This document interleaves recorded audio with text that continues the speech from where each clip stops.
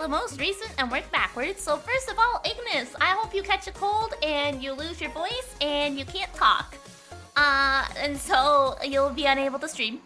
Bunny, I hope that your plan for your pacifist factorial world, or not pacifist, but violence, your hostile-free factorial world somehow makes the opposite problem, and you have super aggressive monsters, and it makes it a bit of a pain.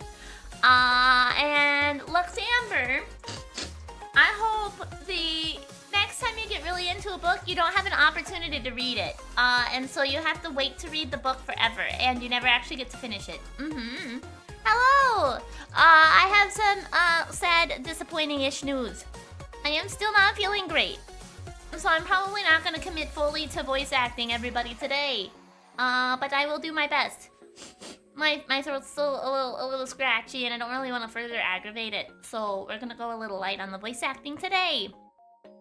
And my head's a little stuffed up, and I'm a little sniffly. So we are going to be a little lighter on the usual stuff today. I hope that's okay. Can I give you a long distance hug? No, I'm all right. That's okay. No, not that book. I hope that means you're enjoying it though. Can you automaton everybody? Yeah, anybody that I don't like want to read the text of, I'll probably automaton. Yeah, that's fine. But I still do want to read it because, like, I feel like I remember things much better when I actually read them out loud instead of just, you know, automaton everything. So I will probably just read it, but have a automaton voice quieter beneath it, so that it sounds like I have a deeper voice than I actually do. You know, I'll imitate the idea of having a deep voice while not actually having one. So that's kind of the plan, is that we're gonna do some audio magic live, yeah. More order. I hope that you have art block for all of next year and you can't produce any art. There you go. I hope you don't get to draw anything. Facundo, Facundo, I hope that you have to take care of something today. And the time that you're gone, Lang's gonna show up. Yep, you've been waiting so patiently for Lang to show up, and he's gonna show up when you're not here. I have a plastic fork and a knife.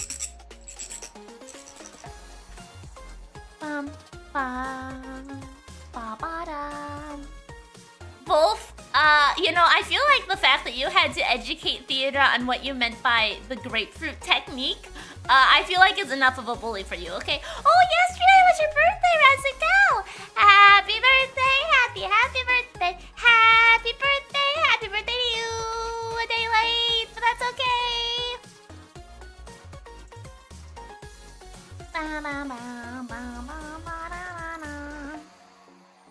How am I going to finish art of you caked up? I don't know necessarily that I need that.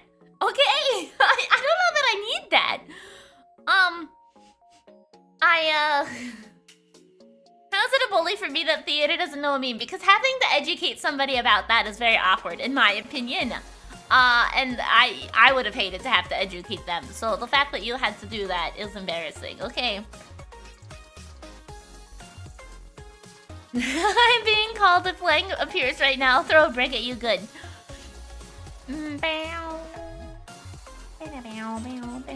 So one of the unfortunate things about living in Alaska is that if you're not smart with your water, your pipes can freeze. So the pipes to the kitchen are frozen. And there's no hot water in the kitchen right now. So I haven't been able to wash dishes because there's no hot water, and so like I'm basically just subsisting off of frozen food right now because they come with their own little like eating dishes, and it's rough. It's rough here with just frozen food all the time. Stupid water. Forgot to leave the sink trickling when it was negative temperatures, and now my pipes are frozen.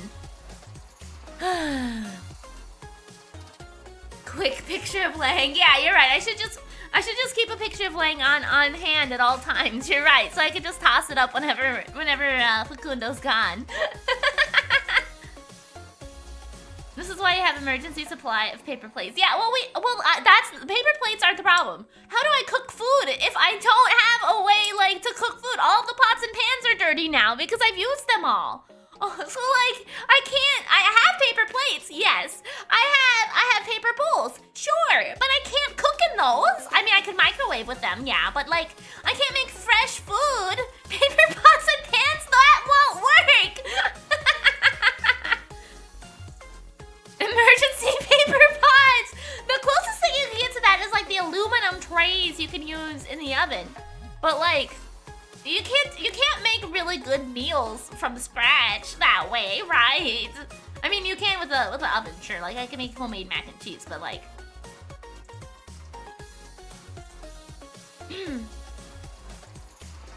Put the stopper in the sink, boil water, pots and pans. Well, I mean, yes, I could boil water, but then it's too hot to cook, to wash with. There's no good medium, okay? Then all my pots and pans are already dirty anyway, so like, I feel like if I were to just put water in there, there'd be water that would be dirty, that wouldn't wash well enough, and it's a thing. I'll figure it out. It'll thaw in time. It's supposed to get warmer. I'm just being whiny. You have a water cooker? I mean, I have a pot. I have a teapot. Mix it with cold water? No! Then I'll make it too cold accidentally. Okay. I'm not hauling water up and down the stairs, okay? I'm not doing that.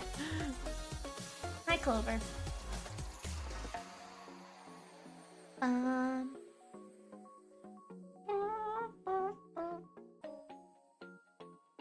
Yeah, that's a good point. I mean, this has happened a couple of times, but the pipes are generally pretty well enforced. Just for whatever reason, just the hot water gets frozen. The cold water is fine. Boring? Like the Ragnarok Online monster? Ba, ba, ba, ba.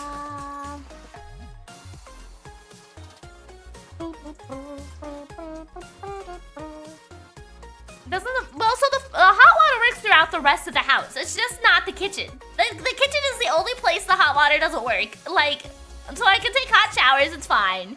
I have hot water in the sinks upstairs, it's fine. It's just the kitchen. It's just the kitchen.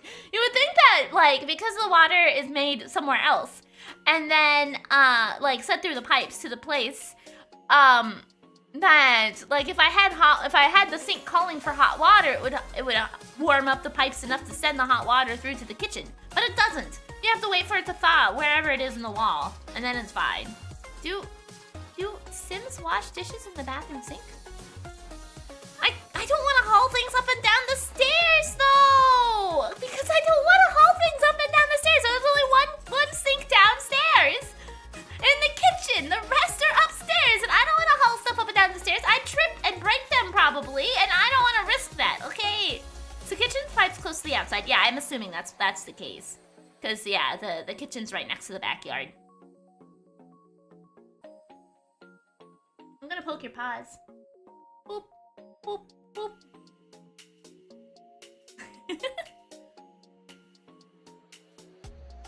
Bum, bum, ba, ba, bum. Nice, Night Vulture! A 3-stream streak! Thank you so much! Yeah, I mean, there's a lot of solutions. I'm just lazy, okay? It's an excuse for me to not do dishes, and I am taking it. I'm living, I'm eating, I'm still alive. I'm just complaining and being whiny.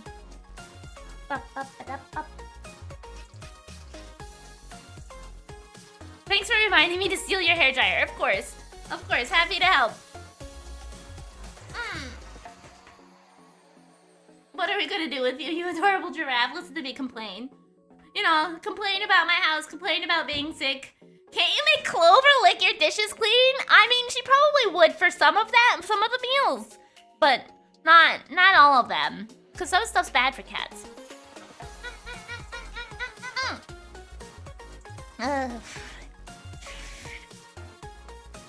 We have a sink at work in the kitchen, and if it's close enough, we keep it running. Yeah.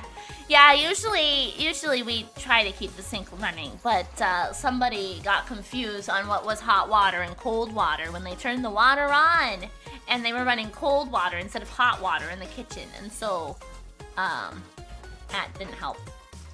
You didn't double check. I didn't say it was you. You didn't double check. I just said someone. It could have been me. Somehow your fault. I didn't even say you! Doi, thank you so much for 8 months of tier 1! I appreciate it so much, thank you! I like how Aishika just came in here and outed themselves. Like, I didn't even say their name or anything!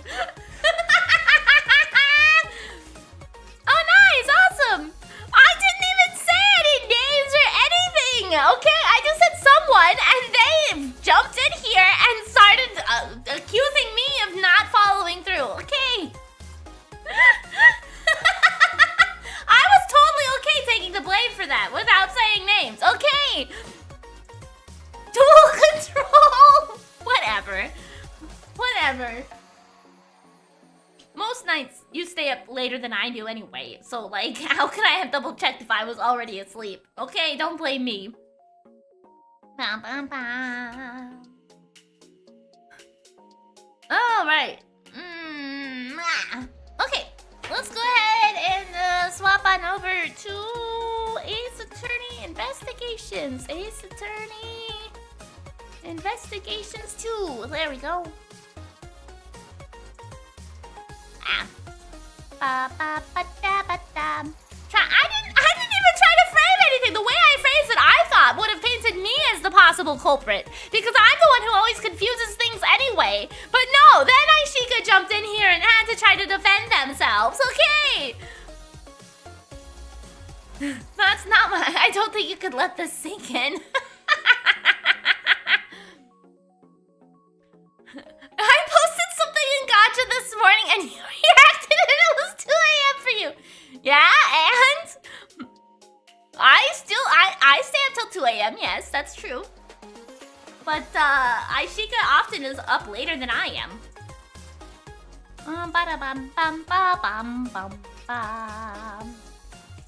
Whoop. Okay, let me get this word out of the way. All right. Okay. That should be a good spot for the bird.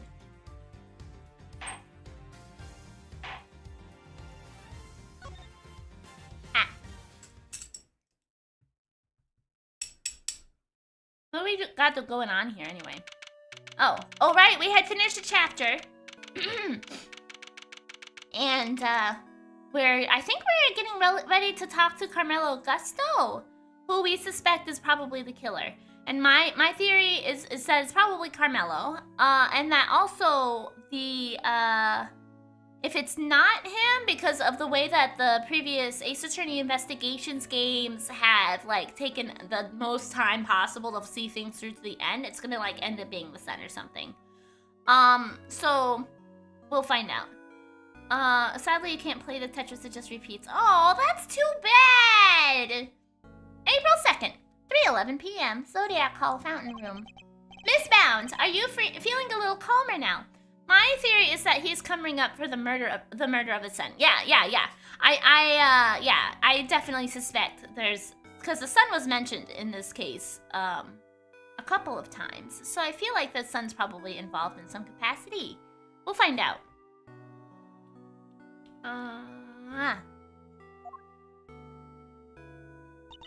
Yes! Good, then allow me to get to the point. Regardless of your intentions, you broke the law. Yes, I understand. Nevertheless, I understand that you did what you did in order to prove Mr. Tangaroa's innocence. Therefore, if the real culprit is really someone else, then we have a duty to reinvestigate the case. Overruled. There is nothing to suggest that anything nefarious took place in the official IS-7 incident records. And right now, there is nothing to suggest that we should take Miss Bound at her word either. So, our first order of business should be to arrest the culprit of the case before us, Miss Bound herself. Objection! Kaishio, thank you so much for the follow, I appreciate it! Official records cannot always be trusted, Judge Gavel. Yeah, because we have, like, the doctored records of, Pan Karma, who said that he never had a fail at all, when the case is different, right? Bunny, thank you for the follow, I appreciate it! Even though I'm pretty sure you were following me before. Especially since there are those prosecutors who would think nothing of the twisting the facts.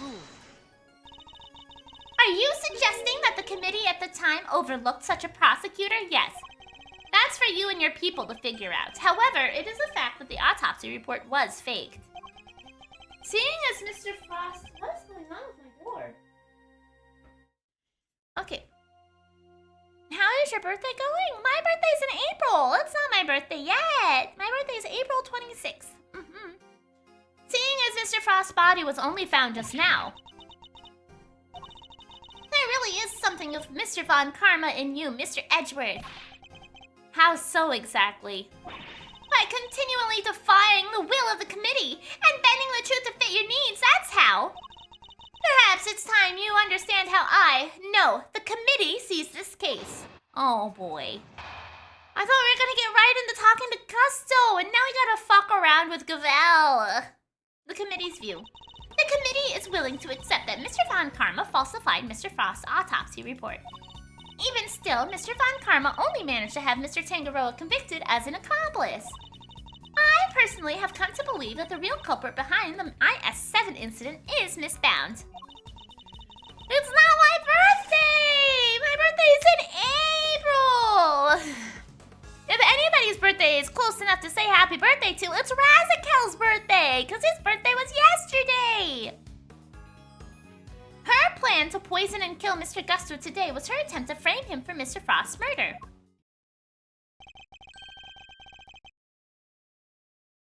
I see you're playing Ace Attorney. Yeah, this is Ace Attorney Investigations 2, the second game. Weird that you out of everyone would be upset to fuck around with Gavel. No, that's not quite, well, I mean, you know. And this is how the committee sees things, is it? It is. As always, I act solely in the service of law and order. No, you fucking don't, Gavel. Fuck off. It sounds to me like all she's doing is acting in the service of the committee and covering up the truth. And if I can't change her mind, there will be no saving Mr. Tangaroa or Mrs. Bound. Okay. The committee is willing to accept that Mr. Von Karma falsified Mr. Frost's autopsy report. Even still, Mr. Von Karma only managed to have Mr. Tangaroa convicted as an accomplice.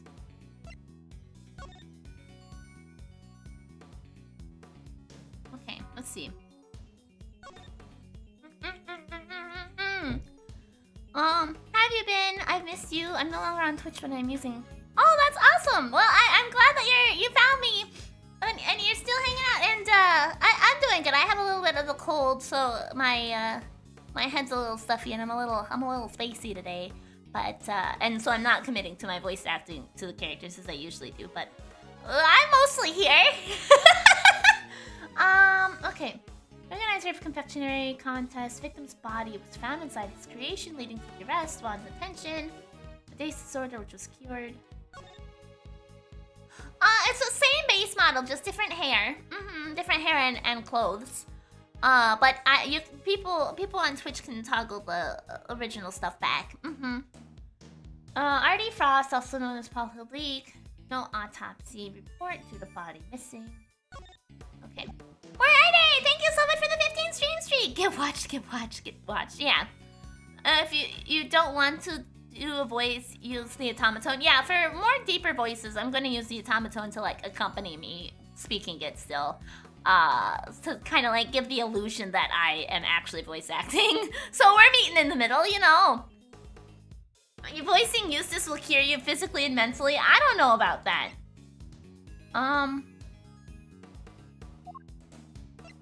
Okay, so we don't have...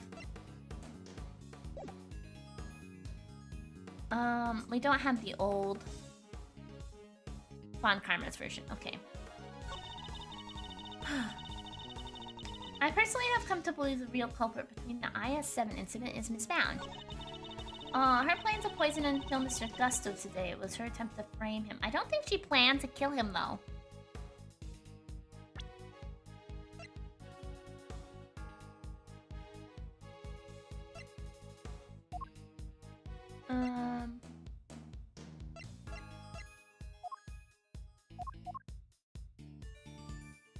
Okay, let's press. Let's go ahead and start at the beginning and just press through it all like we usually do. Okay. Hold it. I'm gonna grab a water really quick.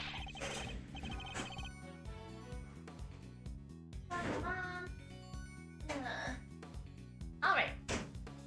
Have you played any good games? I mean, I feel like I play a lot of good games. If you accept that Mr. Von Karma falsified the report, then won't you reinvestigate the case? Because the goddess of justice is never wrong. Thank you. Yeah, I love the braids. They're adorable. They turned out so good. Oh, I missed what she had said. Her verdict remains true despite Mr. Von Karma's manipulations. Oh, I see.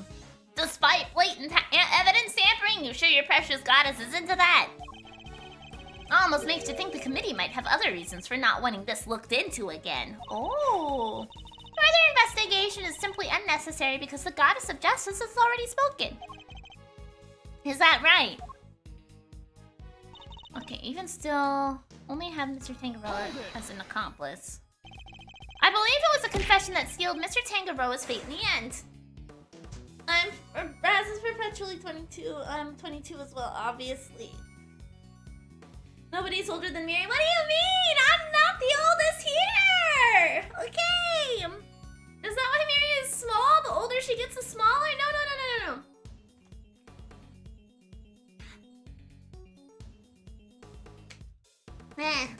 Party!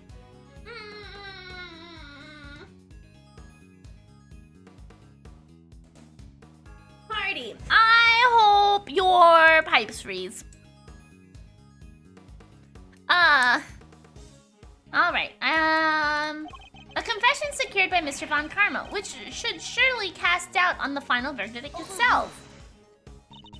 Samson Tangaroa confessed to the initial investigating officer, one Detective Ian Sideman.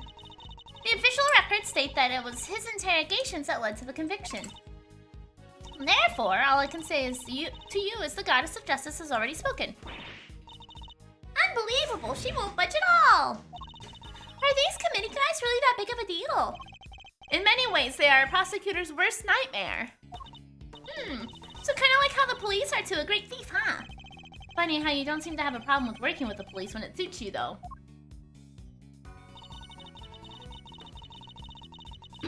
Okay, press. Hold it. Are you suggesting that Mr. Tangaroa and Miss Bound killed Mr. Frost together? Malice cold, frozen pipes could lead to black mold, which could lead to death. I mean, there's a lot of things that could lead to death, really. If you drink too much water, you can die. Does that mean nobody should drink water anymore? Why not? You could even imagine they split their roles as thus. Mr. Tangaroa could have been the one to commit the act itself, while Miss Bound was to remove the body. What? The thought that we could ever kill Mr. Frost! You stole his corpse and hid it for 18 years! Damn! Frozen pipes is legit awful thing. It is, I know. I'm suffering from frozen pipes right now, okay. Only if the water is stale or soapy. No, that's not true, actually. If you just drink way too much water, you can die from it. There was I think it was a lady trying to win a Wii or a Switch or something. She entered a contest and she drank so much water that she died. You can over water yourself.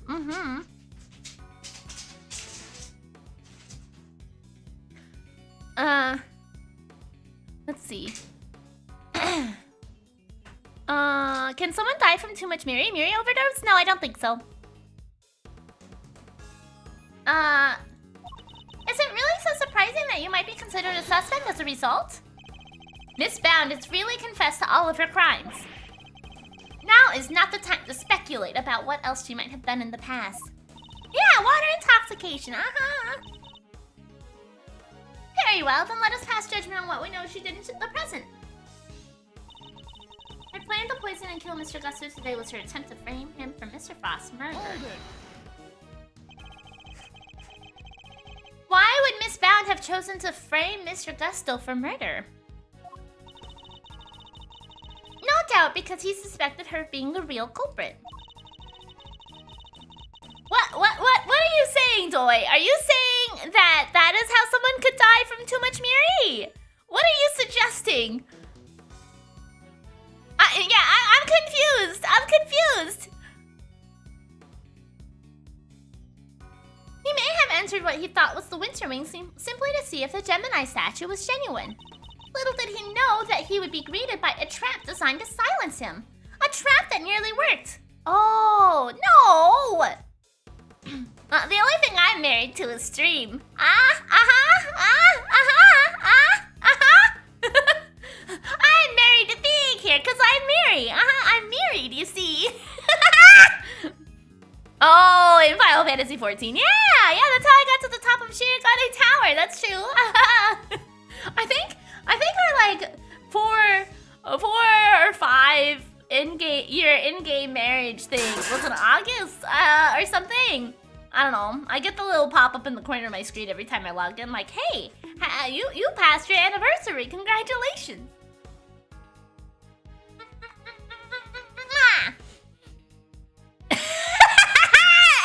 Excellent. Break time soon. No silencer. I still have like 30 minutes. Well, I'm not feeling all that great today, so you know. Miri will get married when someone that she can tolerate living with points out the tax benefits. Okay. Let's see. Oh, right. Do you have any evidence to support that line of reasoning? Unfortunately, Mr. Augusto remains in critical condition. It will be difficult to prove anything until he regains consciousness. In other words, there is little we can do for now. Thanks for the 25 bits, Silencer. Yeah, I hope I feel better. I have a 24-hour stream the day after tomorrow, so I'm hoping that I'll be back to tip-top shape. I'm a little worried that maybe this is like a precursor to my monthly taxes, and that I'm gonna have my monthly taxes start up on the 24-hour stream, which I really hope not. I'm really worried that that's the case. So I don't know. I'll figure it out if that happens, but we'll see. On the contrary, there is plenty we can do. You still have not grasped the situation, have you? Then allow me to spell it out for you. We have all the evidence we need to explain both the IS-7 and the poison gas attack. Hold it.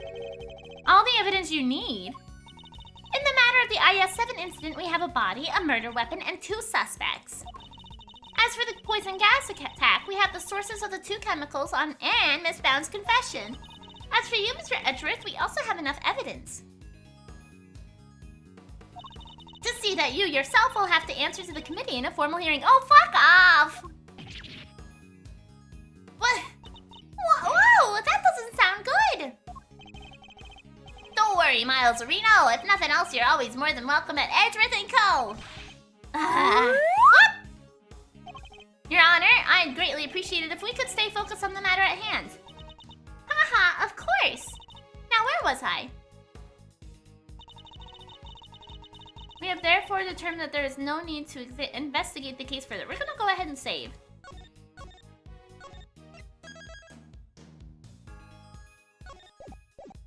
Okay, we're gonna press this again. It seems like we've pressed her on every added comment, and we just keep getting more added comments, so we're just gonna keep going. You really mean to assert that there are no loose ends left to investigate? Not at all. All of the evidence has been examined at length, and there is nothing more to be learned from them. I absolutely adore the nickname Miles Areno. Why? Therefore, I see no need to further prolong this trial. This court finds the... Your Honor, I'm certain there is something that still needs to be examined. The hammer is about to fall, Mr. Edgeworth. Only hard evidence can stop it now. Present what you think requires further deliberation now, assuming that there really is something left, that is. This isn't over yet, not by a long shot. There's still one thing we don't have an answer to, and it's up to me to point it out to Judge Cavell.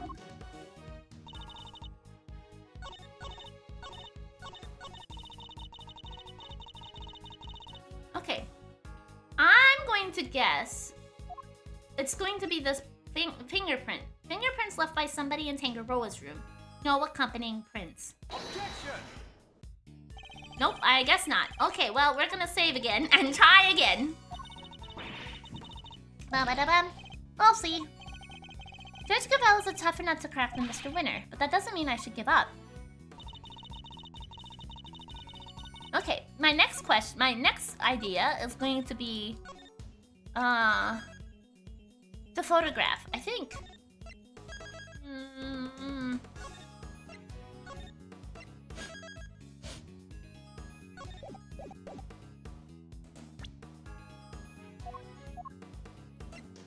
Objection. Nope, I don't care about the photograph either.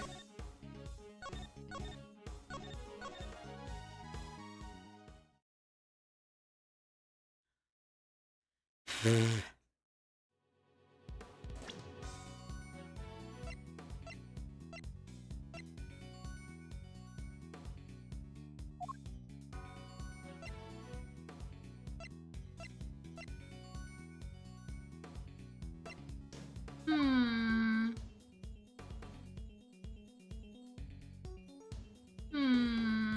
What do I think?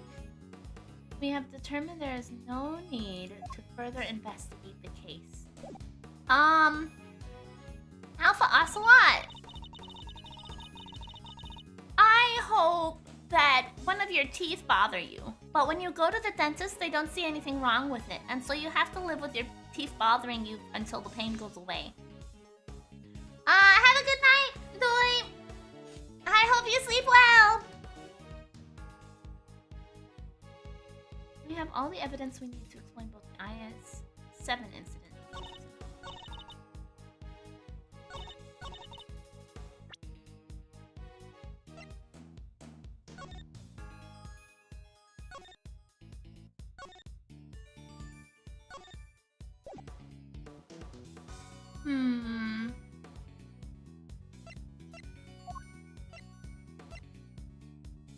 Objection! Nope, not that. I feel like we still have the fingerprints. They must be relevant at some capacity. We still have the photograph. That must be relevant in some capacity too. But where and why? Maybe not yet. We have all the evidence we need to explain both the IS-7 incident and the poison gas attack.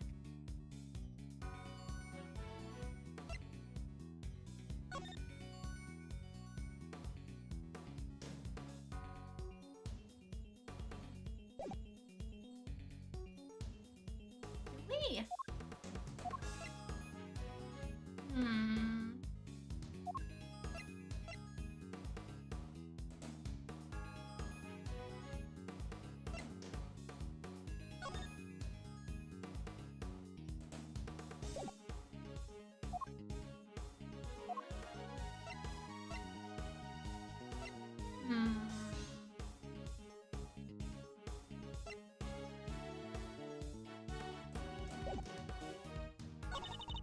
We have therefore determined there is no need to investigate either case any further. Well, I mean, the fact that we have the body now, I would say, is a good reason to investigate the cases further. Objection!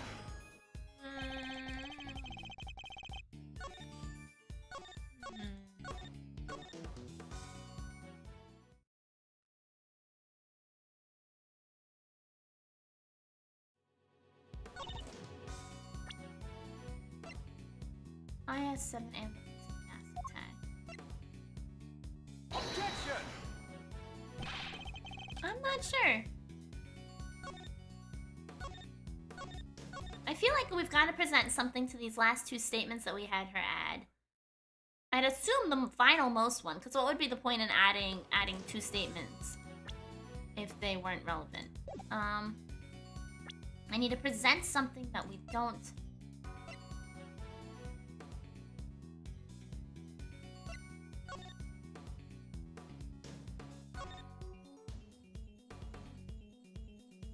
I see statue.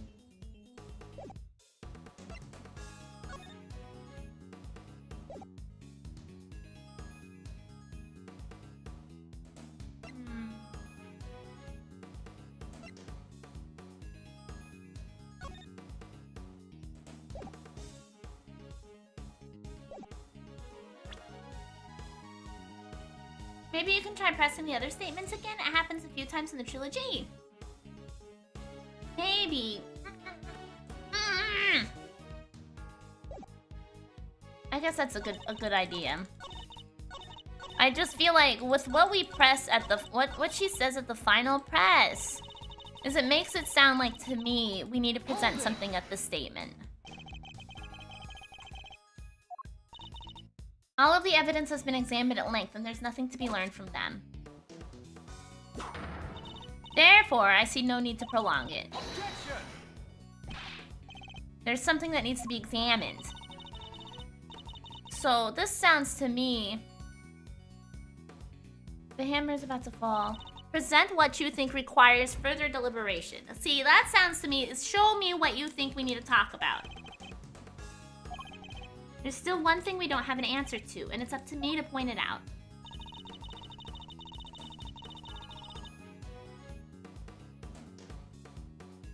Hold it. Did you know that identical fingerprints are not unique, just strangely rare? Really? I didn't know that. Objection. Also makes me think that you might not, the committee might have other reasons for not wanting this looked into again. Further investigation is unnecessary.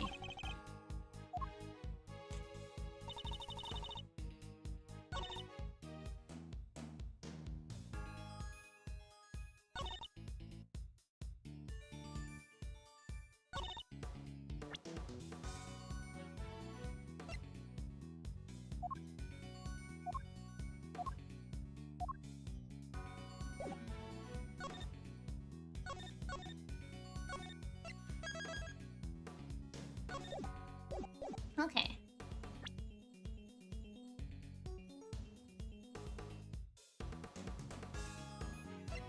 Objection.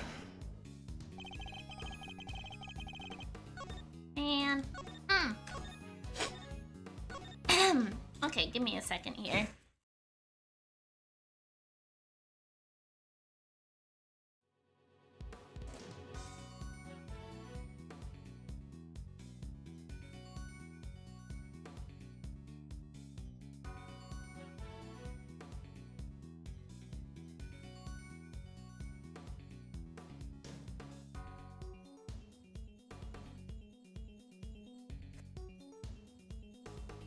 Okay, there we go. Mwah. Hold it. Objection. I don't remember if I had pressed this or not again, so we're gonna press it again.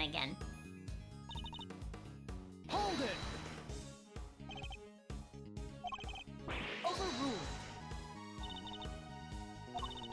Thank God you didn't forget to mute this time. Yeah, I double checked. I muted and then I was like, did I definitely mute? And then I double checked on my OBS and I was like, okay, yeah, I did.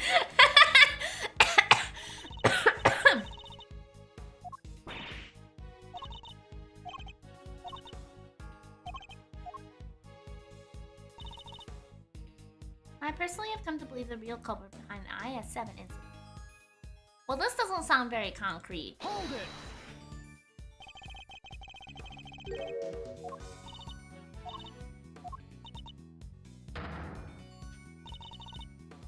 Objection.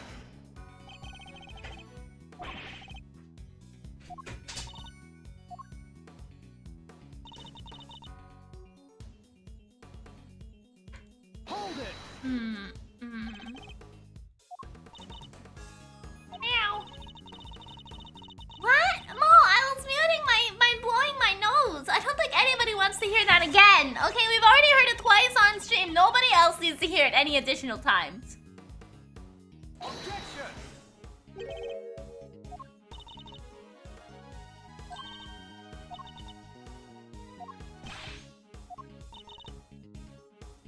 Okay, yeah, so we're back to where we are. Where we were, rather. Still the same.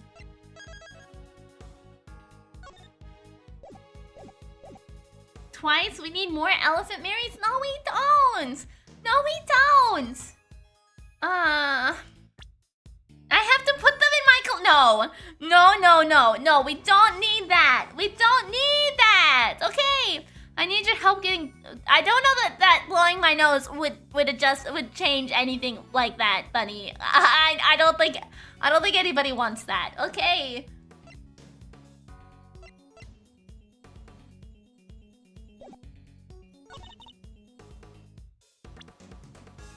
What's this? No? Okay, well, we're just going to go ahead and throw the kitchen sink at it.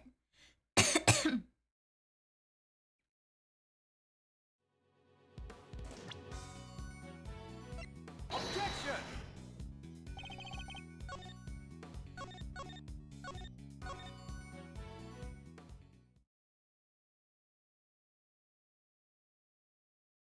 Miri, you're so old, my elbows are popping. Nah, I think that's a you problem, not a me problem. Objection!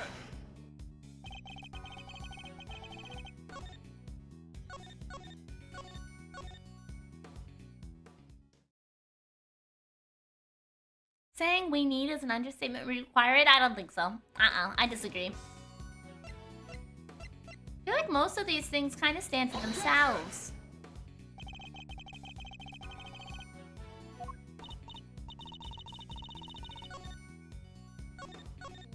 I'm hungry. ADHD is bad today. I had to pick up my phone 3 times just to check the calendar to see what time my wife works tomorrow. Oh my goodness! Objection! Okay, I'm gonna try the fingerprints again on the previous statement.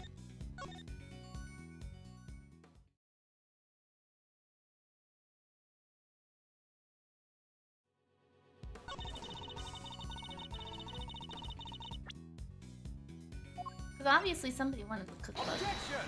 No?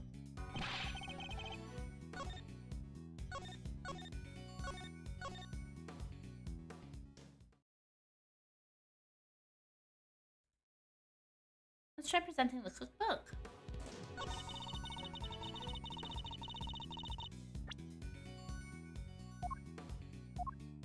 Objection! No. Let's try presenting the cookbook on the final one.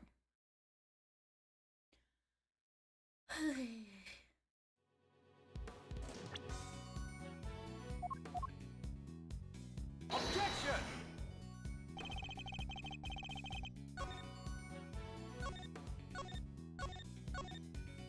You know what? I'm gonna go off on a whim here. We have the book for dummies. I don't.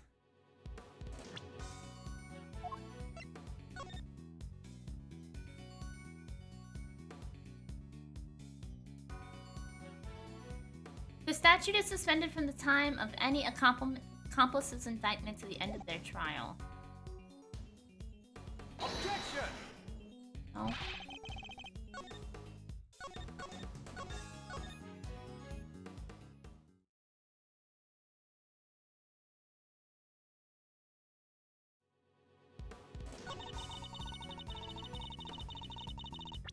I don't think this is the right thing to present here. Objection! But I'm trying anyway. Like I said, the kitchen sink. No. Okay, let's just settle on one. Let's settle on the last comment. And just throw everything at it. Because I don't know. My brain's not working. Objection! Oh, okay. We got it. We found it! Working from the end, going the other way. Is it... They don't want to retry it because it's now out of date? No. No, they are saying that we have all the evidence to go to trial for Bounds and her crimes. And that Gavel thinks that she was a participant in both murders. You got it! Yeah, I got it! Going to lurk somewhat, going to watch Alrighty, have a good time, Lord, or enjoy your time with your friends! I'm afraid there is still one question concerning the IS incident that remains unanswered, Your Honor. Would you mind taking a look at this? What is it? They're test results carried out on the liquid at the bottom of the Gemini case in the winter wing. As you can see, traces of blood were detected. The question is, whose? Oh! Until that question is answered, I hardly think you can claim you have all of the evidence. Oh!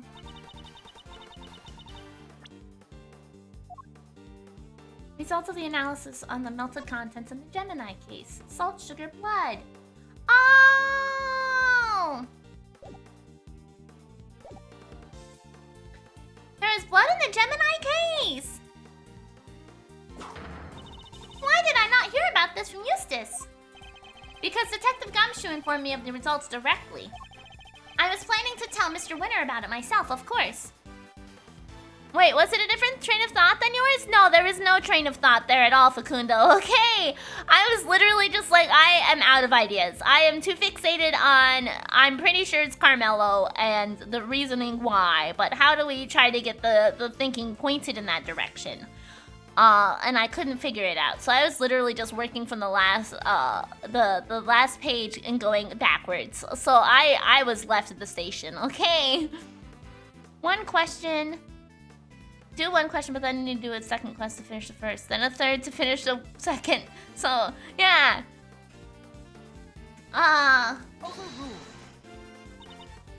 You kept this to yourself until now, despite having no jurisdiction here whatsoever. Mark my words, the committee will hear all about what you have done here today. Fuck off, Gavel. I don't give a shit. Okay, you threaten us every time we talk to you. It doesn't matter anymore. It's not efficient. Like, your words carry no weight anymore. They're just pointless threats that don't go anywhere. As ever, my interest is in the truth. And if mistakes were made in the past, they must be rectified. Dude, fuck that committee. Yeah, I know. If you must report me to the committee, then so be it. But in return, we must be allowed to investigate this case to the very end. That is not my decision to make. You will need to discuss with Eustace. Oh, fuck off! Who gives a shit? Guess who's back, losers, and with good news, too. Oh, Carmelo's awake! Oh, goody! It was a close call for a minute there, but Carmelo Gusto is alive! Gusto? He made it! He's got a seahorse on the back of his hand. I don't think he had that in the past.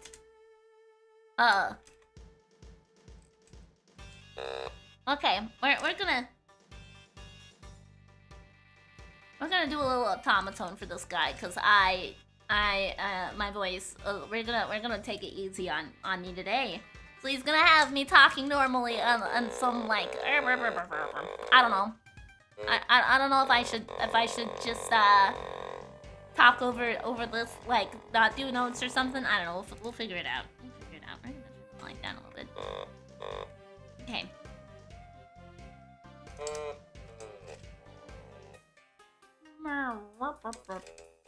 Okay, here we go. You're the ones who found me. Yep, long time no see, Gusto. You're the attorney's assistant. Oh wow, I've never seen this guy so happy. Look at how smiley he is. You've grown, and you have an assistant of your own now. Assistant? No, I'm... Heh, he hasn't got the gig just yet. This is Gregory Edgeworth's son. Prosecutor Miles Edgeworth, at your service. Fate moves in mysterious ways. I am in your debt. If you hadn't found me in time, I wouldn't be here to thank you.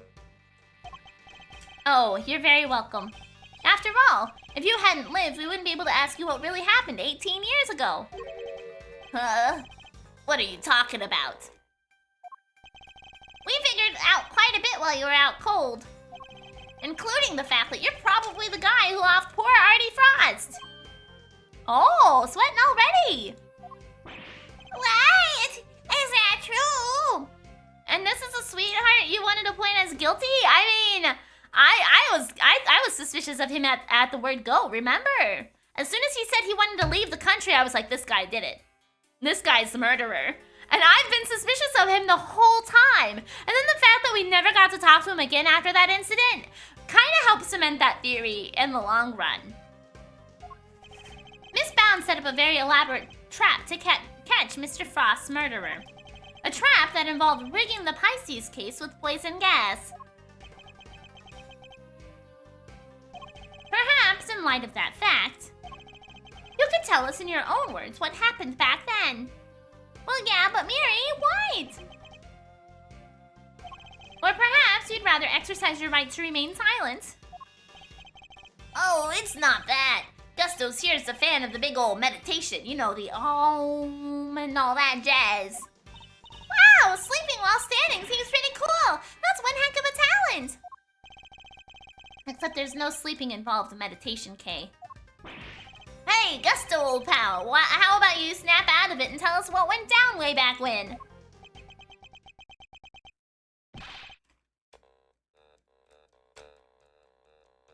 There you go. Nailed it. I was caught in the girl's trap, so I must be the killer. Is this your idea of a joke? You mean that thing you do before you nom? Yeah, nom nom nom nom. I'm so hungry. I'm the victim here. Indeed, you are, Mr. Gusto, and there is no evidence that you have done anything wrong yet. Mr. Edgeworth and Mr. Fender are merely speculating. Rest assured that they have no authority here and that you may pay them no heed. At least someone here seems to be on my side. Judge Verity Cavell, it's a pleasure, Mr. Gusto. I will assist you in any way you may require. Perhaps you could begin by explaining what actually happened 18 years ago to Mr. Edgeworth. Fine. You want me to prove I'm innocent, Mr. Prosecutor? I'd be happy to. Objection! So, this is how you mean to play it, Judge Cavell. You're hoping Mr. Gusto will help you hide what happened instead of trying to correct the record. I believe only an infallible judgment of the Goddess of Judgment. Did you call him prostitute? I don't think so.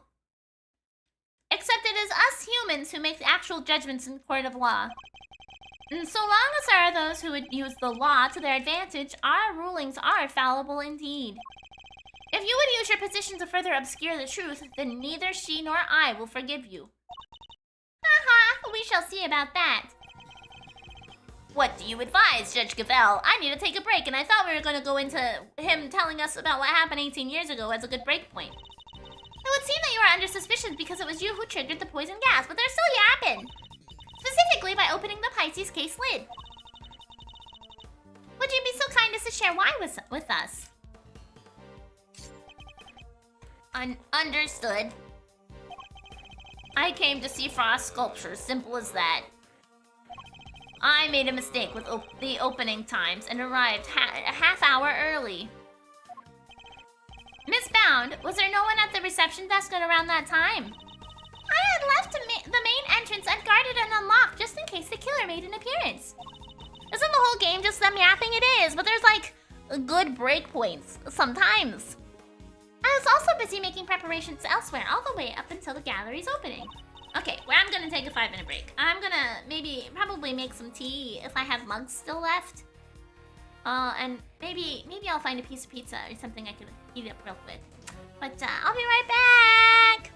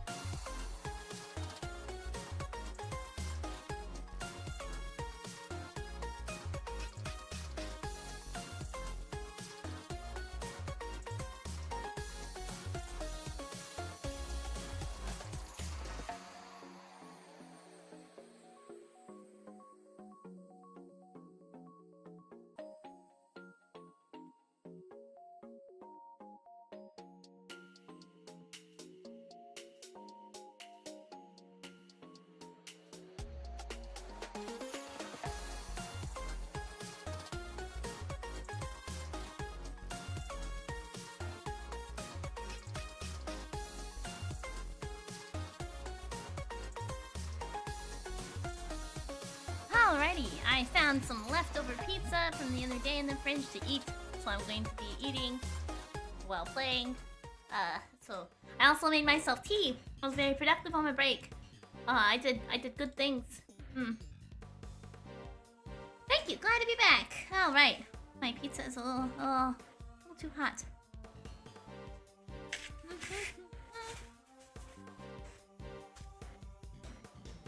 Huh.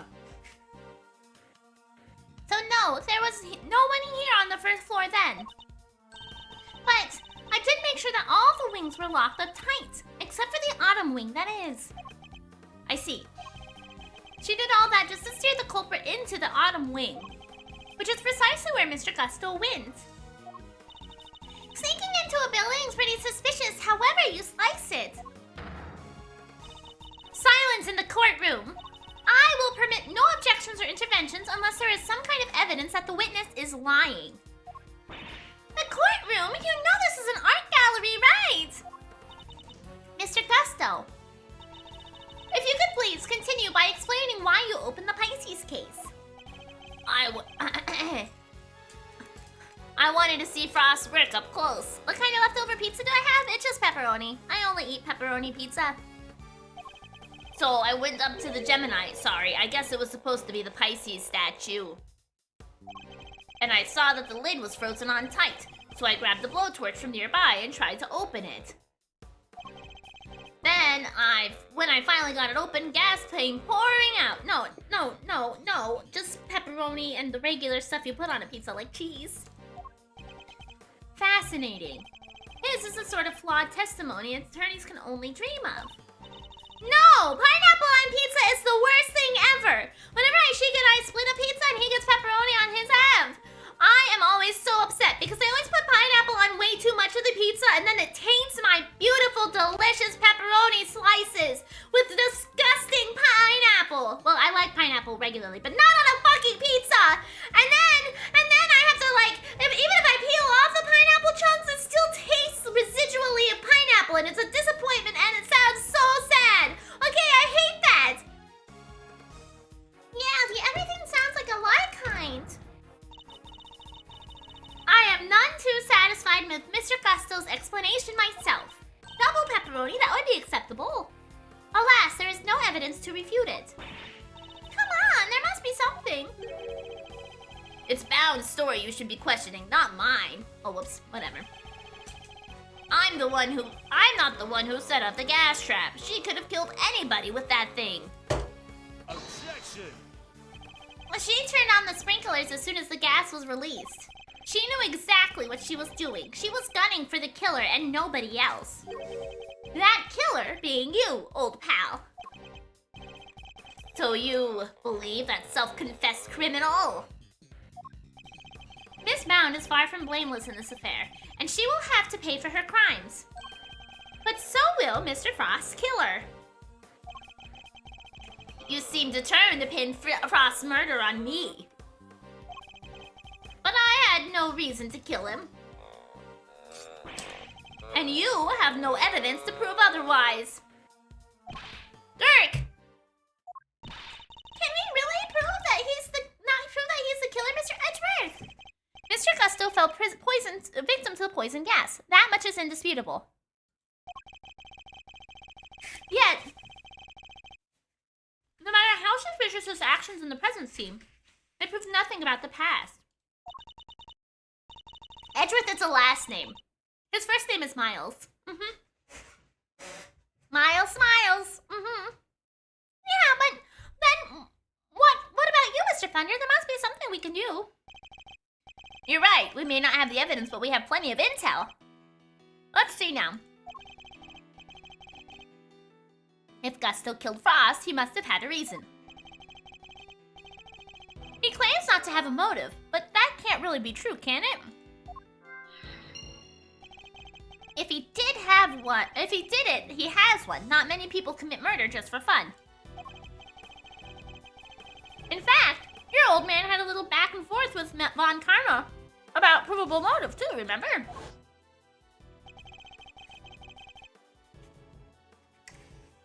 How can you possibly say that with any certainty?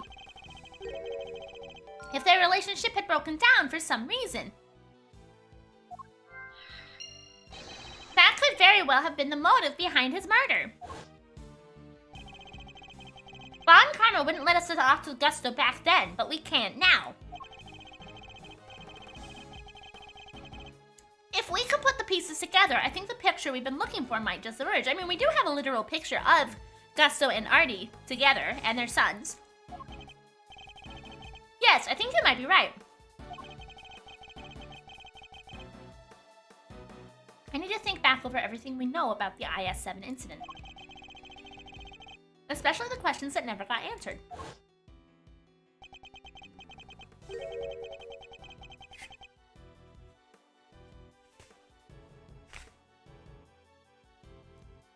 Right between 3 and 25!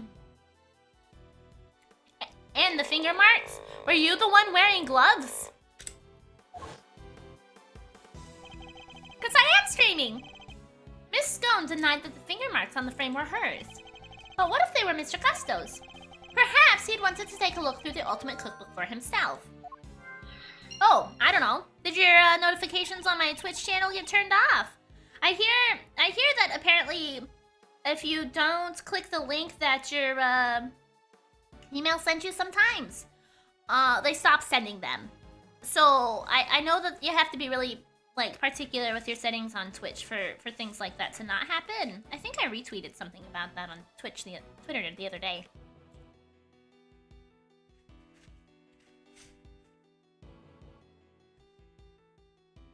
So he asked me to put in a new cartridge. He seemed to think there should have been more shots left than there were. In other words, the film ran out sooner than expected. I don't know. I'm not Twitch, unfortunately, so I can't tell you why something may have happened. Yes, the number of shots he took didn't line up with the number of shots remaining. Remaining exposures. More film had been used up than Tangaroa expected. Did someone else use the camera?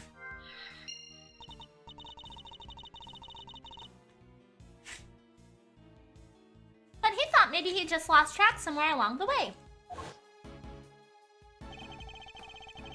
My father noticed these things for a reason.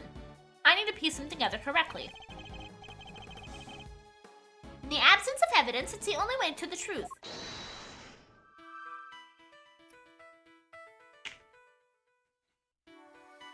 Okay.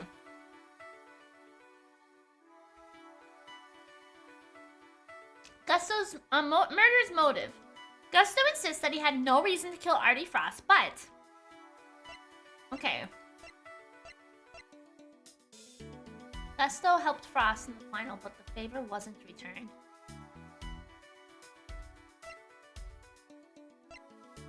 Okay. What do I think goes together? Murderer's motive.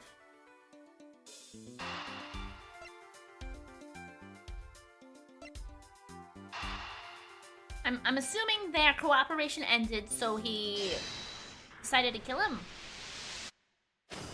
Okay, sweet. We got one of them done.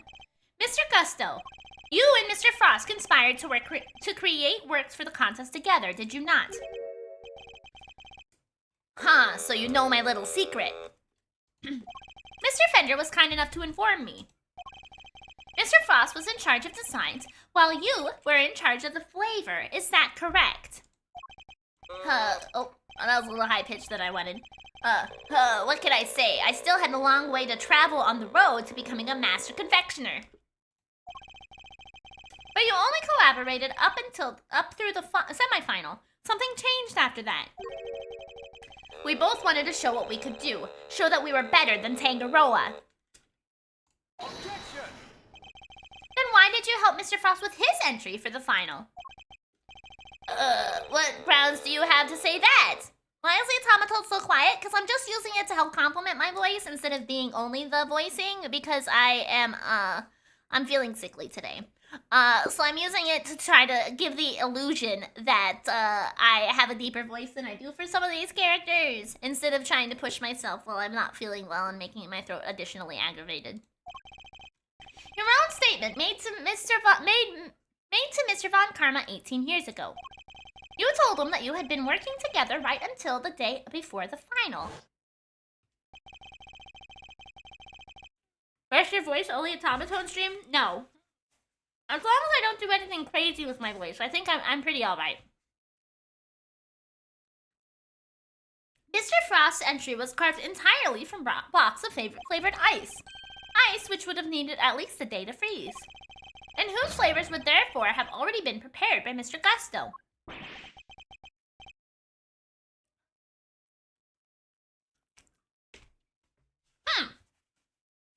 Oh, this is wrong timer. You only get your timer tone.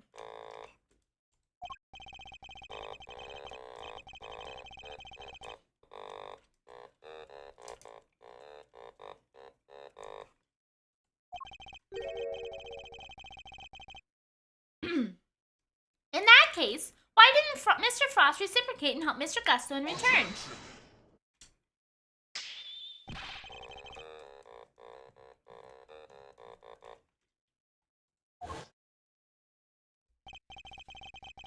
So, why didn't Mr. Frost help you in return? Because he was already dead.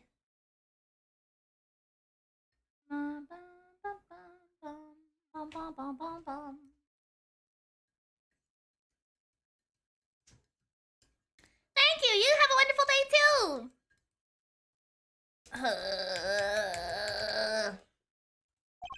I submit that your relationship broke down for some reason. And that became the basis of your motive for murder. That's not how it was. Sure, we stopped working together, but it was all perfectly friendly. You stopped working together in a friendly way. Kinda hard to imagine, but okay. Besides, how do you think I did it exactly? You think I just strolled into Tangaroa's room and killed Frost?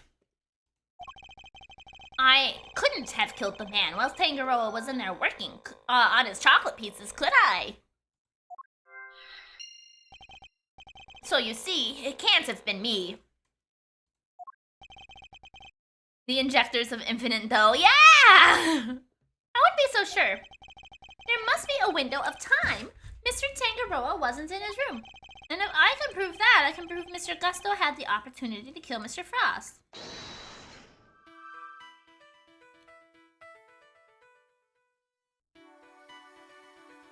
Timing of the murder. Mr. Gusto couldn't have killed Frost with Tangaroa in his room.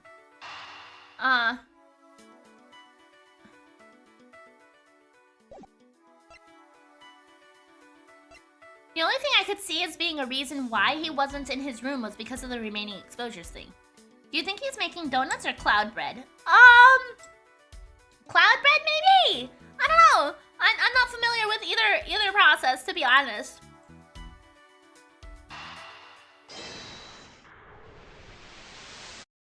Nope. That doesn't add up. I better think again. Well, we're gonna save. Because we only had one other option, right?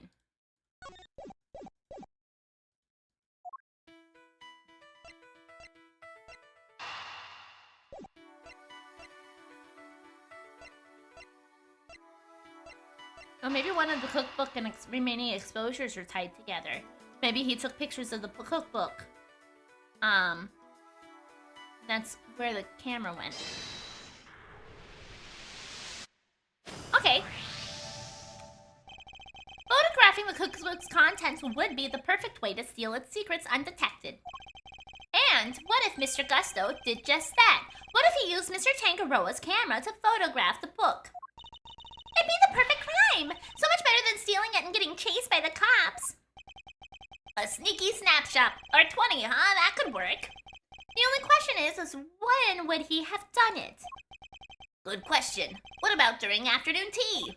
Didn't Delicia say that Gusto and Frost had missed out on the little tea party they had? Oh, there we go. Which brings me to the next question. When do we know for certain that Mr. Frost was still alive?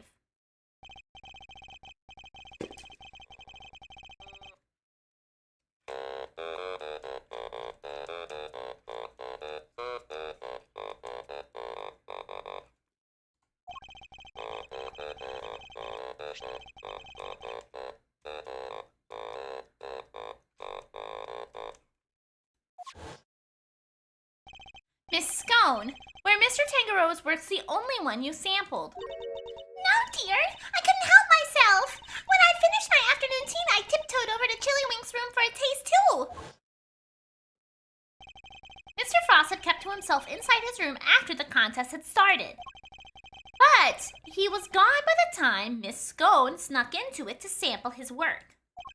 Meaning there's a good chance he was murdered before the end of afternoon tea.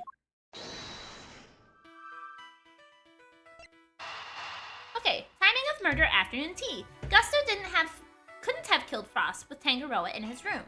Frost and Gusto didn't attend afternoon tea.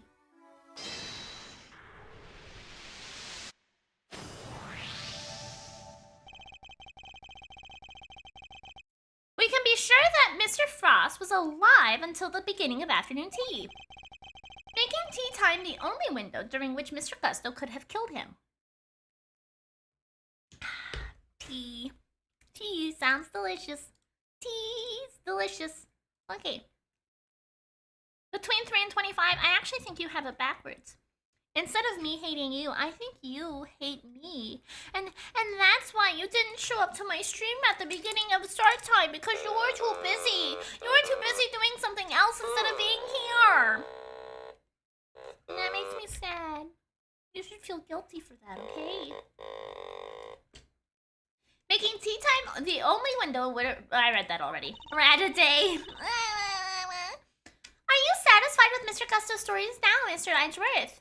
Clingy day! Sadly, I'm afraid I'm still rather unsatisfied. I would putt you if I had the chance, Miri. That automaton has such a rage. It made me had a flashback of my first sad memory. Excellent.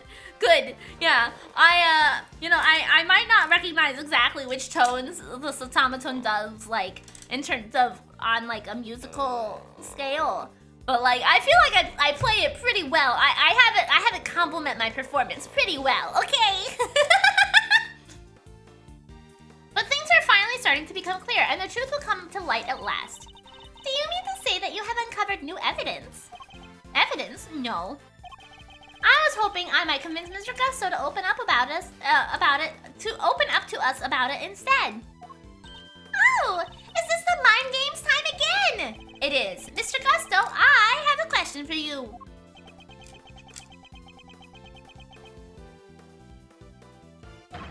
I said, I have a question for you. What is it? You chose to make your entry for the final on your own. I told you I wanted to test myself. I wanted to prove I was the best in the world. Objection!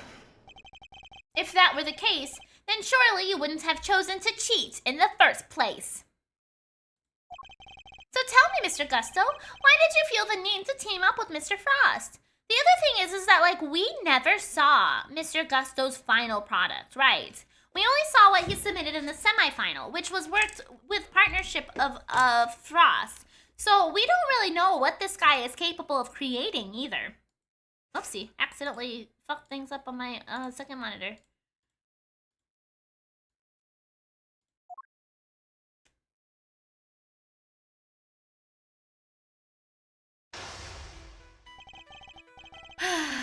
Okay.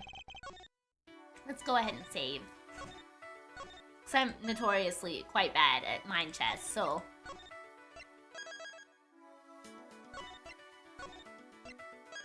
Okay. 18 years ago, Mr. Gusto and Mr. Frost collaborated in the confectionery contest. But why did they work together, and why did they enter the contest in the first place? That's information I need to get out of my opponent somehow.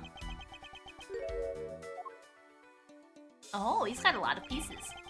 Mr. Gusto seems to have a habit of pretending to be asleep when things aren't going his way.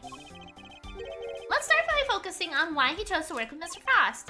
By my hand, now is the time to dig up the truth that was buried all those years ago! Mind chess! Commence! Why did you collaborate with Mr. Frost? Mr. Gusto, what inspired you to collaborate with Mr. Frost? We were acquaintances before we were contestants.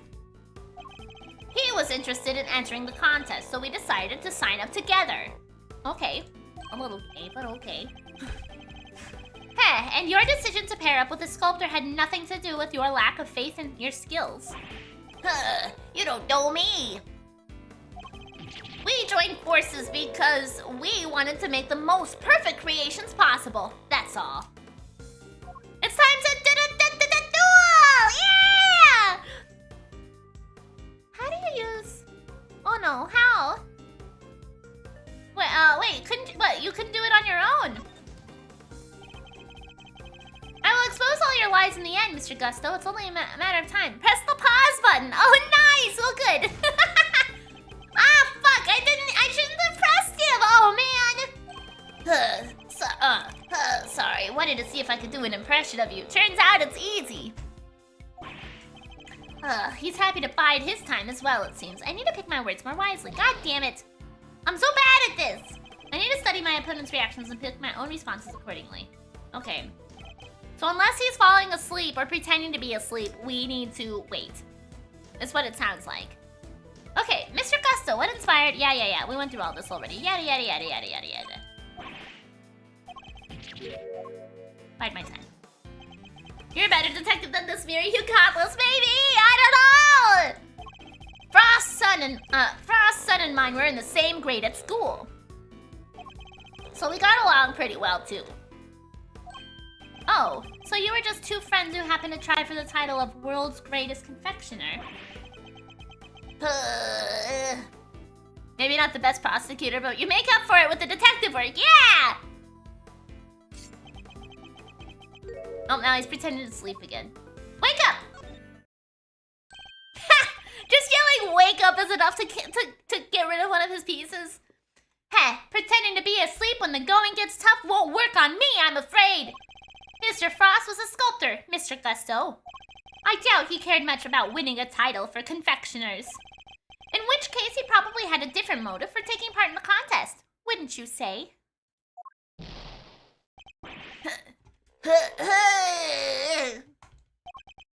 Fine, it was me. I wanted that title. Frost was only in it for the prize, the ultimate cookbook. Oh, okay. I see. And since your objectives dovetailed so neatly, you decided to work together. I was wondering who was after the cookbook. Because we know as the player that it has a recipe to cure that taste defect, right? It can cure that taste defect and a host of other things, supposedly. So, what did they want to cure, right? One of them definitely wanted to cure something. But the question is who and what? But then, something happened. A breakdown in your relationship, perhaps. If so, I want to know why. Question, what the hell happens in that kitchen for Gusto to have that big-ass scar on his face? Well, he's had that scar on his face, like, the entire time we've known him. So 18 years in-game. And the interesting thing about it, too, is that his hat accommodates that scar. Both in past and present. So, he either dyed the same hat or he just always cuts that mark into it every time he gets a new hat. Mr. Prosecutor, I'm still quite unwell after my brush with death. The Zoo Detective Giraffe. That sounds like something to watch. It does sound like a show. Push me too hard and I'll be on my way back to the medical room. No, wait. 1 second. I'm gonna take my sweater off. Take my sweater off.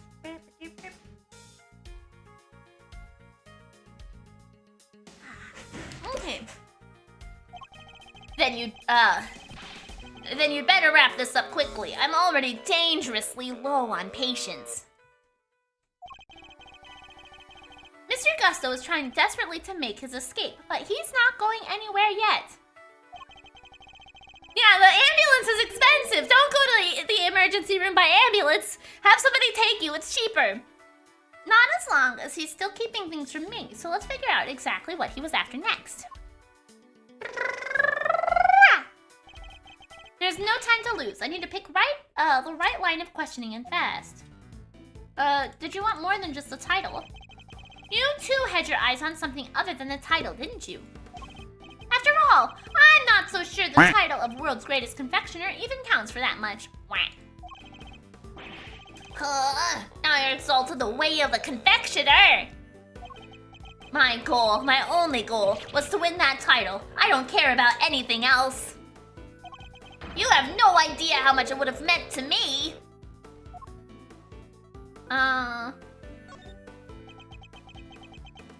I'm gonna hang out and wait. Oh, I almost popped this guy's face off. Please snap back in there. Please snap back in there. There you go. There you go. Look, my sense of design may not have been up to snuff back then, but you should see me now! Oh, so you've improved? How we doing? I'm doing good. I'm not chat, but I'm doing good. You bet I have. I didn't do all that training and saying FOD for nothing. Here we go. We bring back up his travel again. Wow, the murderer suspiciously left the country. How strange. I looked up to Tangaroa, you know, spent hours poring over the designs of his work.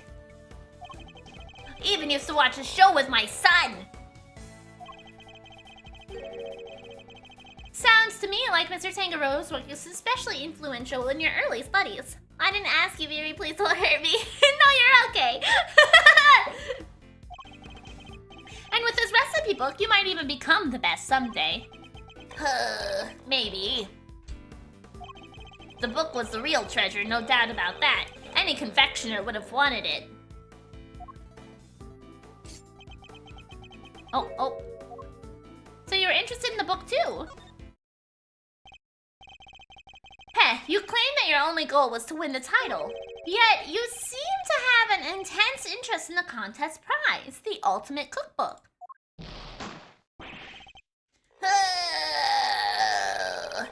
The greatest collection of recipes by the world's greatest confectioner. I can't say I had absolutely no interest in it. And even if I did, what exactly is so wrong with that? Nothing, I suppose. Only that the book contained recipes for medicines, not desserts. And everyone who entered the contest supposedly knew that. I feel like I'm finally getting somewhere. I can't let him slip from my grasp now. I just need to stay calm and keep the pressure on. I'm gonna take a quick little save here. Get him, Miri, get him! Yeah, we're doing it! We're doing it! We're kicking this guy's ass!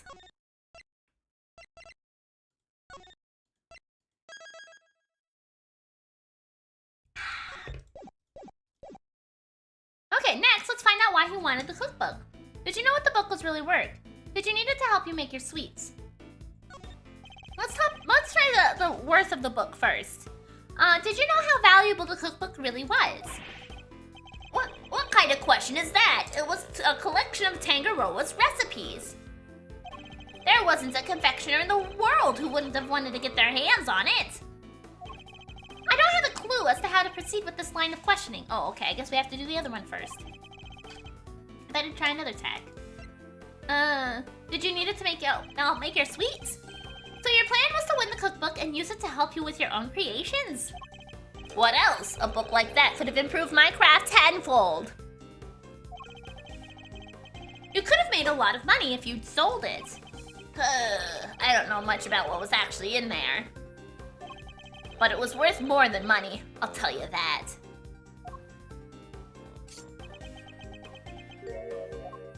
You know more than you're letting on. Come now, Mr. Gusto. I think you know more about the ultimate cookbook than you claim. They told us a little about it at the start of the contest. The cookbook is just 100 pages of dick jokes. That would be hilarious. Instead of the cookbook, you would have to call it a cockbook, though. Man, I've got some really bad jokes lately. I've got some really bad jokes lately. I don't know what's gotten into me.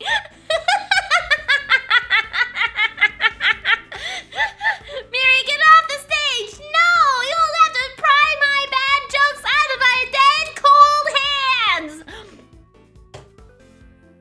Oh my fucking god, Miri!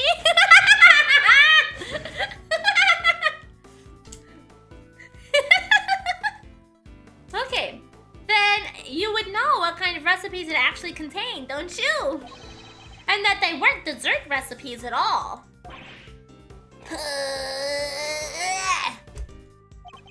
I see you did your homework. Fine, so you know what was really in there. The Ultimate Cookbook, or the Angel's Cookbook to give its proper title.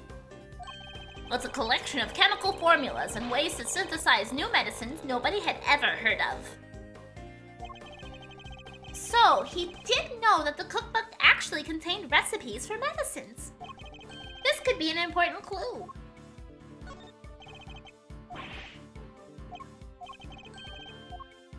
Except you know that's not what was really in there.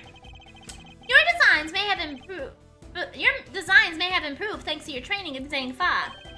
But you clearly didn't do enough work on your skills of deception. Picture of a deer eating pickles with the text tilde below.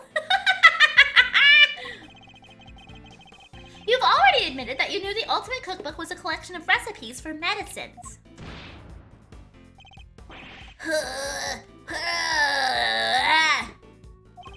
Thereby making your interest not gastronomical, but pharmaceutical in nature. Oh, you've taken a nap. You were trying to you needed the medicine, didn't you? You're a confectioner, Mr. Gusto. You had no professional interest in revolutionary new medicines. God, why does this guy grunt so much? He does grunt quite a bit. Arguably, he's recovering from a sickness. Maybe it's him grunting and being lightheaded or not feeling well, as opposed to like anything else. Which suggests that your interest might have been personal.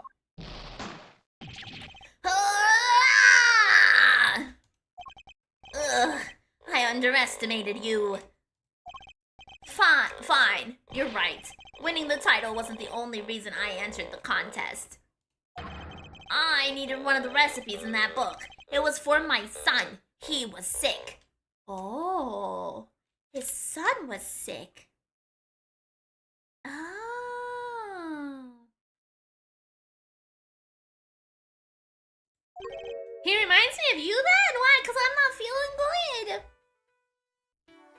He got the I had to kill the sculptor disease. He was. Tell me more. That's none of your business. I've told you as much as you need to know. He looks rattled, but I can't let him off the hook. Let's find out what this mystery illness was. Well, considering that we only know for sure that the book cures one thing, I'm going to be led to the idea that it was likely the same thing that afflicted Tangaroa. And he had a taste disorder, given the evidence that we have thus far. I don't think they would introduce the fact that we were able to cure Tangaroa's condition with the book if it wasn't relevant to another character.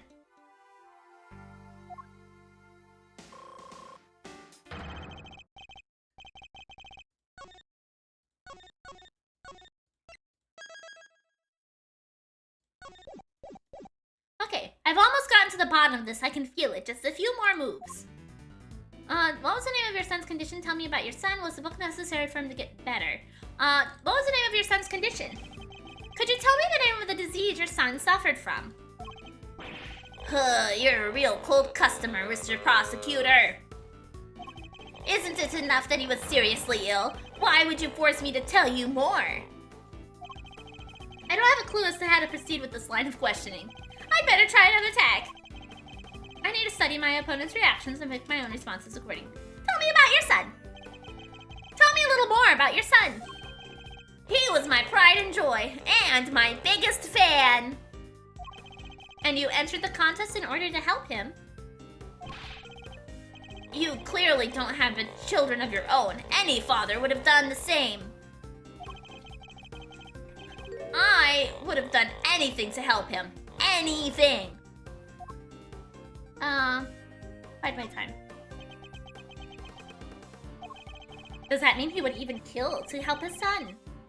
He would come up to see me here at the contest venue, too, right up through the semifinal. Yeah, exactly. You and I are on the same brainwave there, Wolf. Yep, plan murder for his son. Okay.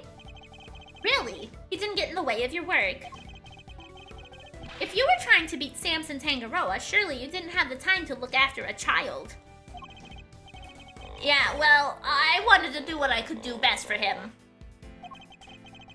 He said he always wanted to be the first to try my creations.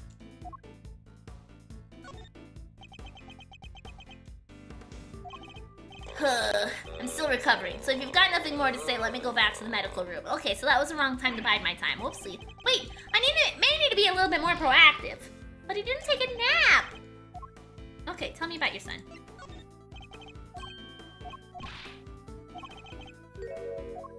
Bide my time.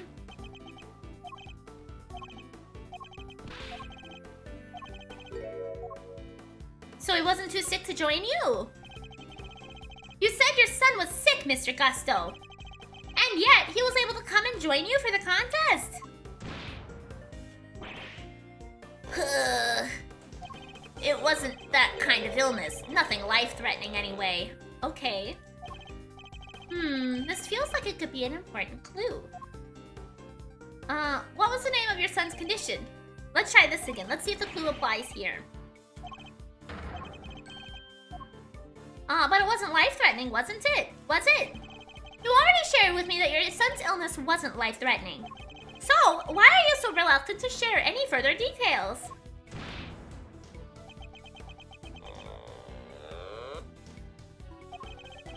It may not have been life-threatening, but that doesn't mean it hadn't been life-altering. Okay. Did he not have legs? I see. That must have been very hard on you both. Of course it was. That's why I did everything I could to find a cure.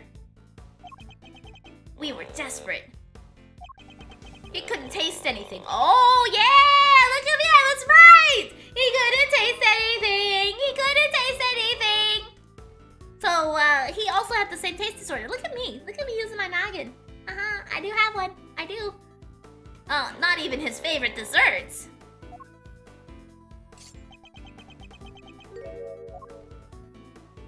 Did he have a taste disorder? As I understand it, the Ultimate Cookbook contains a recipe for a very particular medication. One that Mr. Tangaroa used to cure himself of his own taste disorder.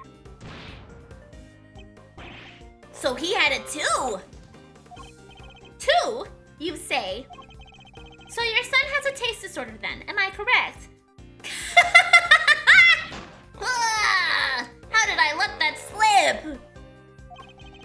You've been asking me to believe that you needed to win the cookbook in order to cure your son. But was that really the case? Of course it was. What are you saying? I'm saying I'm not so sure that's true based on everything you've told me. I don't have a clue as to how to God damn it! So I have to come back here again. Was the book necessary for him to get better? So you needed the cookbook to cure your son. Yeah, nowadays you can get the medicine he needed anywhere. Okay. But back then, that book was our only hope. Interesting, okay. Which is why I didn't dare waste my time on fancy tea parties. I had to give my all to my work. What about Mr. Tangaroa's work? Surely that tea break gave you the perfect opportunity to steal a glance at it. Oh, what makes you think I had the energy or time to care about what the others had made?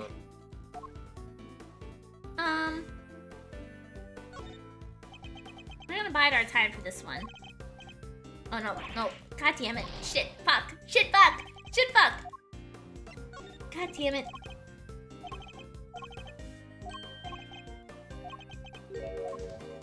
But you cared about Mr. Tangaroa's work. I think you made it abundantly clear how much of an interest you had in Mr. Tangaroa's work. What's more, if you were that determined to win the Ultimate Cookbook, I seriously doubt you would have passed the chance to take a peek at your competitors' entries. I'd had plenty of chances throughout the contest to see and sample my rival's work, you know.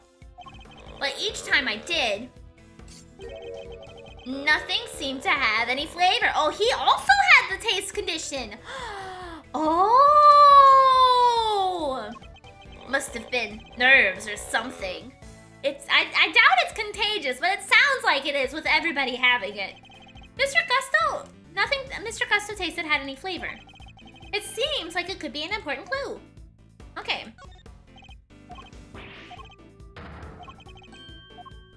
It wasn't life-threatening.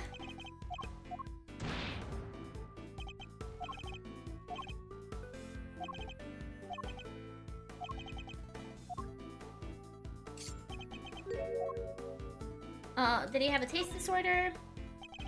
Maybe genetics? Maybe. But it sounded like Gusto was able to taste things prior to the contest. But the contest itself, it was when he lost taste. I doubt that's the case, but that's almost what it sounds like with the way he explains it.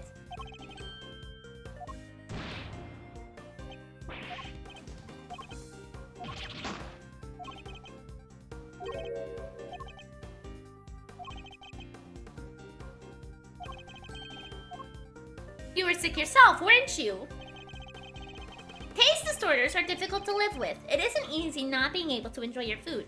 Yeah, I feel like this has become a lot more understood too by the general populace with the fact that COVID often made people not taste things correctly. And also while it was really common, there was also the fact that the medication to take care and help treat and nip COVID in the bud earlier had a really strong taste associated with it too when you took the medication. When I had COVID and I was on the medication to help make it better, everything tasted like awful, just terrible. Like I can't even remember how to describe it, but like I had to always have something in my mouth so that I wouldn't taste the medication flavor, and it was terrible. Randomly losing a sense is terrifying. Yeah, it is. You should know, after all. You just told me you'd experienced something like that during the contest. Oh, maybe he's lying about his son being sick and it was actually him who was sick. And so he was actually after the cookbook for himself. Well, I mean like gum or chocolate milk or like food, not anything like weird. What? So he had his son taste everything and make things accordingly instead. You said that nothing you sampled had any flavor. Those were your words, correct? Which would seem to suggest that you were suffering from a taste disorder. A confectioner without a sense of taste? Not exactly ideal. Are you sure it wasn't actually your own condition you were seeking a cure for, Mr. Gusto? I've had enough of your speculations. The sun wasn't real. We have a photograph with the sun, so we know that the sun existed. I managed just fine in that contest. Made all my own entries, no problem. I was a paid dwarf actor. Weren't you working with Mr. Frost? The suns are the friends we made along the way. Heh, sorry, but I'm afraid you're contradicting your own testimony. You already admitted that you and Mr. Frost had worked together during the contest.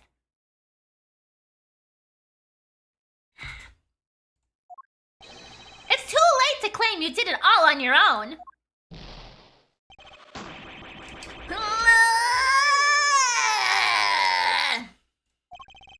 You would have us believe that you are a man of principle, a dedicated student of the confectioner's art. Yet you abandoned those principles and conspired with Mr. Frost to rig the contest. Also, you could cure your own taste disorder. You got me, Mr. Prosecutor. As you said, my sense of taste was shot. People can work with their hobbies even with that. That's very true. That's a good point, Luxamber. Thanks for the like, Wolf. Enjoy your free time. My son's was fine. I'd kept it hidden for so long, 18 years, and nobody knew. Sadly, you can lie to others, but you can't lie to me. Both Mr. Gusto and Mr. Frost entered the contest hoping to obtain the ultimate cookbook. From the medicine that would cure Mr. Gusto's disorder, and the money would bring in for Mr. Frost. Thus, an uneasy alliance was forged.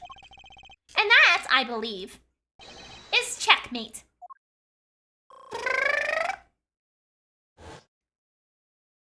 We barely made it through that one. Man, that was a close call. Oh, it was a close call. I'll admit it, you're good. I never told anybody any of this, but you figured it all out anyway. It's true. 18 years ago, I developed Agusia. No, it's not. I don't think it's Agusia. Agusia? I don't know. Ajusia. I developed Ajusia. What's Ajusia? It's a taste disorder that makes it so you can't taste anything at all. A confectioner's worst nightmare. Mr. Fender, is that what Mr. Tangaroa had as well? No, the big man had what they call dissociated taste disorder. I didn't think there would be different types. True, ajusia is relatively rare compared to hypogeusia, a partial loss of taste, and dysgeusia, a distortion or alteration of taste. Oh. Basically, some things he could taste just fine, while others had no flavor at all. Okay. Thanks for the lurk, Alpha Ocelot! So he suffered too. Can't have been easy. Not when there wasn't a way to cure it on the market. Which is why you needed Mr. Tangaroa's cookbook. Do you admit now that that was the real reason you had entered the contest? It was only one of the reasons. I wasn't lying when I said I wanted the title. When I put my mind to something, it gets done, and I won't lose to anybody. I may not have been able to taste it then, but I still knew my stuff was good enough to win.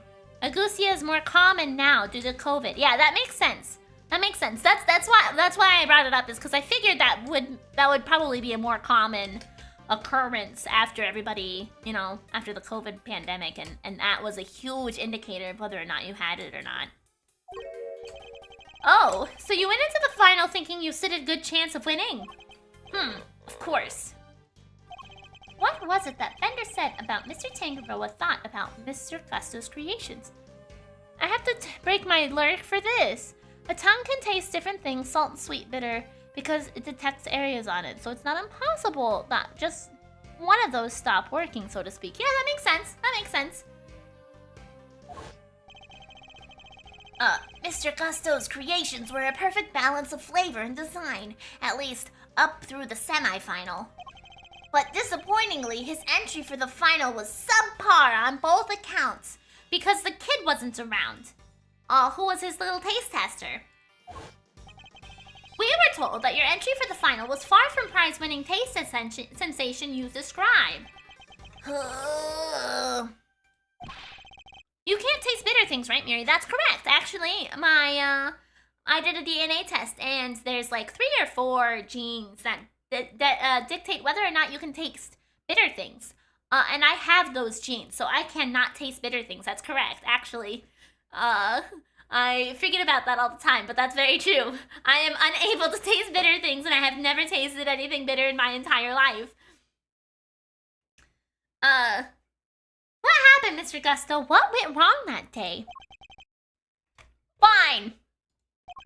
You want me to talk? I'll talk, but you're not gonna like what I have to say. I wanna look at this picture. You will taste bitter defeat and buckshot. Yeah, you think so, right? Chill, huh? I'm gonna go to sleep. Have a good one or don't. All right, have a good one between 3 and 25.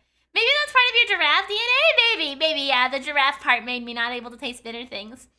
The bitter defeat of falling back to Underberg and Jump King Man. You and Raichichi were both on that bitter defeat line. How are you gonna have bitter coffee? You won't be able to be like Kadomiri. I mean, I could still taste coffee. I remember I went out to have coffee with a friend a couple of weekends ago at a restaurant. But the coffee they had was old, and I could taste that it was old. I was like, this is old coffee that they haven't like rebrewed in like hours. I was like, I've become a coffee snob. I became a coffee snob. Okay. You know, they don't look like they really get along. Oh, he had the cut back then, too. They don't look like they were really friends. They look like they hate each other. Look at these two.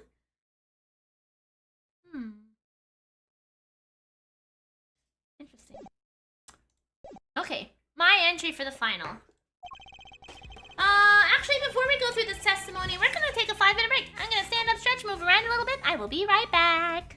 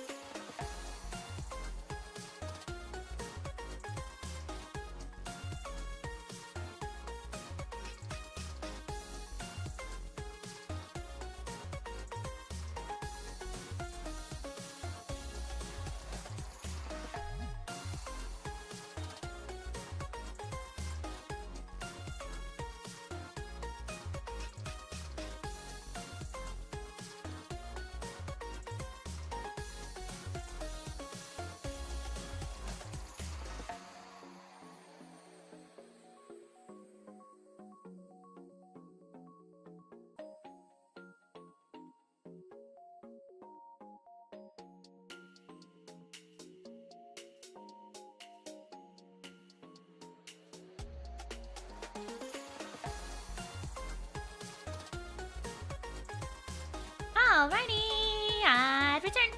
I've returned. Alright. Thank you! Glad to be back! Did I save? Should probably save. You know, just in case.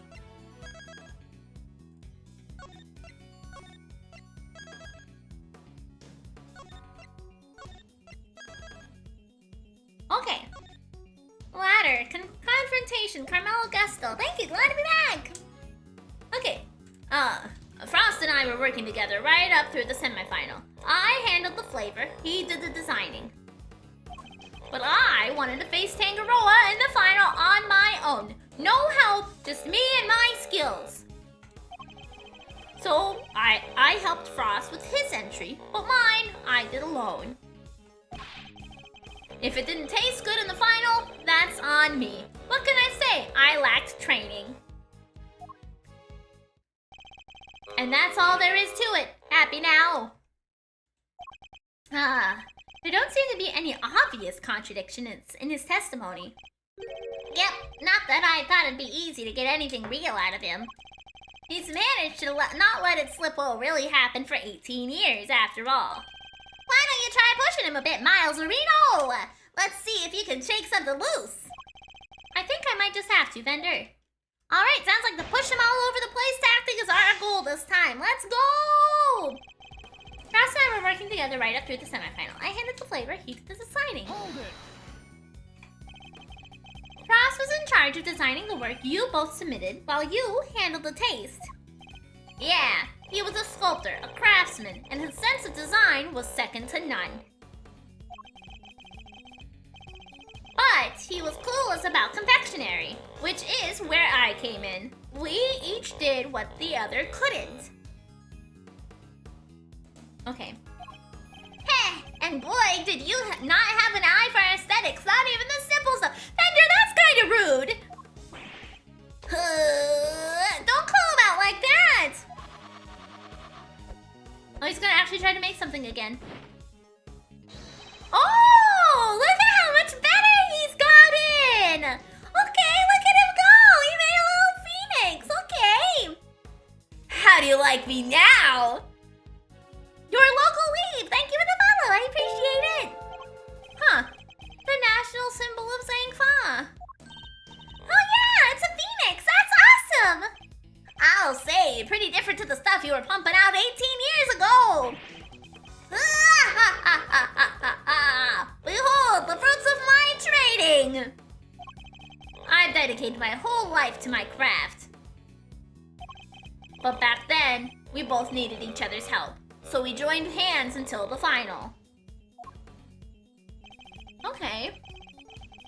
It's snowing outside! It's you! Okay, I wanted to face Tangaroa on my own. No help, just me and my skills. You were serious about winning the title then? Of course.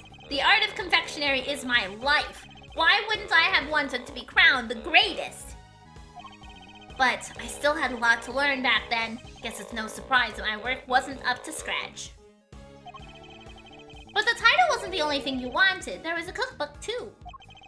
And you wanted the book more than you wanted the title. Isn't that right, Mr. Gusto?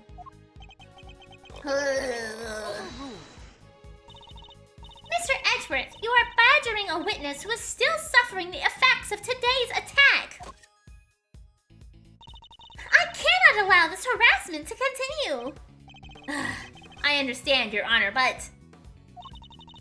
Ignore him, Mr. Gusto. You need not answer that vile prosecutor's question. But please, do continue your testimony in your own time. Fuck off, Gaffel. Okay, so I helped Frost with his entry, but mine I did alone. Hold it. This trial seems biased, not gonna lie. Oh, it absolutely is. I mean, it's not even a trial yet. We're not even at the trial. We're just fucking around in an art gallery. So you're saying Mr. Frost didn't help you at all, but he'd help you up until then, correct? It's a bit strange for him to stop so late in the contest. No. Strange or not, it's the truth. Could be he had his reasons too. I wouldn't know. If he's lying, it's gonna be a headache to prove. 18 years is a long time. Not unless that gizmo of yours has a built-in lie detector K. If it did, I'd have stolen the shell from Mr. Edgeworth long before now. Don't worry, Fecker, I can tell when he's lying. No doohickeys assistance required. Please, Mr. Gusto, continue your testimony. So much snow, so much snow. Okay, if it didn't taste good in the final, that's on me. What can I say? I laughed. Training. Hold it! And yet, I heard that your creations prior to the final were scored highly for their flavor. So what went wrong? Was there some kind of cooking accident on that day? No, nothing like that. It was. I told you, I had a taste disorder. My sense of taste failed me. It's as simple as that. Oh my gosh. So it's snowing really, really hard outside. And Clover is standing up on her back legs, looking out the window, watching the snowflakes fall. And she's just standing on her back legs behind them. What are you doing? Why are you just standing up like that? Are you just... Oh no, you have your front paws on the windowsill. Okay, I thought she was just standing there like balancing on her back legs like a weirdo, but she had her front paws on the windowsill. Oh, you're so silly, Clover. You're so cute. You're such a cute cat. Looking at all the snowflakes fall. Okay, but Mr. Frost's entry was complimented on its flavors, and your sense of taste hadn't failed you then. Did something happen overnight?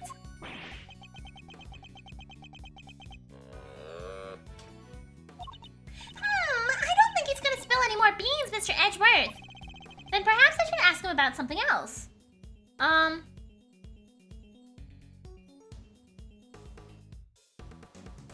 I suspect his kid was helping him with the flavors. Which one of these questions will get us closer to the kid? Let's just stay the course. That's cute. I need to find myself another car to look after me one day. Yeah, you gotta make sure you get the right type. You know, specific cars compliment other people, right? She's just watching the snowflakes go by. She's so cute. She's such a cute cat. Moment of truth. Clover has been able to stand on her two legs all this time. She just didn't do it. No. Well, the thing is that she stands on her back legs all the time. But usually she does put her front paws on something. Unlike Parsley. Parsley just fucking stands on his back legs without us putting his paws on anything. He's just a weirdo. He just... If something is a little, like, a little too strange to him, he stands on his back legs and just stands there and looks at it. With his head empty. Parsley's a demon that, oh yeah, there are times when I walk into a room that he's in and he's just standing there just staring. And I'm like, what is wrong with you? But I think the benefit for Parsley is because he's a bit more round than the other cats, is that the roundness helps balance him out. So he's able to stand upright a lot easier.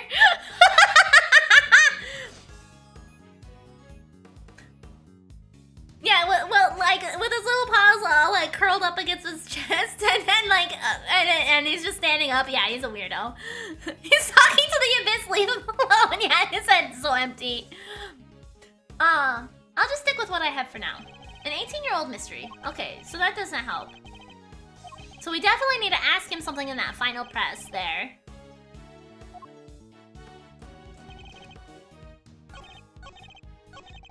Okay, so we're gonna save here.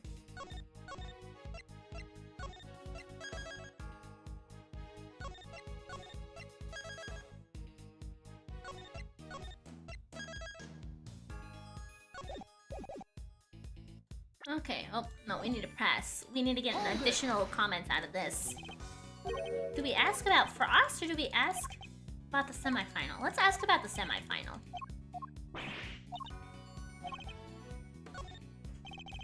Did something change between the semifinal and the final, Mr. Gusto? Not really. That was it. The only difference between the semifinal and the final was that Frost wasn't helping you. That's a lie. That's a lie. Your kid wasn't helping you. We talked all day and night about how your child was here.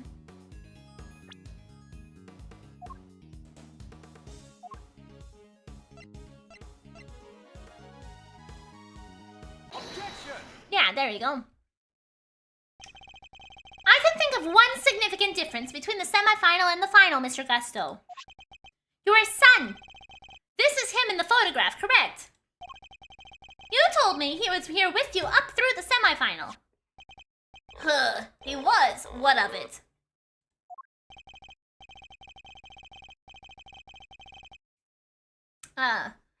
What indeed? He was here with you until the semifinal, until he suddenly wasn't for the final. Yeah, Clover I got from one of the local cat rescue places here. She wasn't a kitten really anymore when I brought her home, but she has these cute little ear tufts on the very tips of her ears.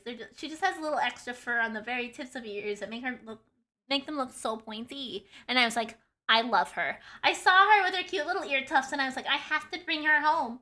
She is just too cute. And then I went to get her, and she peed on the litter box, and I was like, oh boy. And I knew I was gonna be in for a wild experience with Clover. And she is just such a little menace and so cute all the time. And I'm so glad that she is in my life, even though she can be a pain in the ass sometimes. And just as suddenly, your work went from being lauded for its flavor to being lambasted for it. This is what you chose, Mother. Yeah, exactly. She lured me in with her cute little ear tufts and then made me regret it. I don't think that's a coincidence, do you? He wasn't just spending quality time with his father. He was playing a much more pivotal role than that.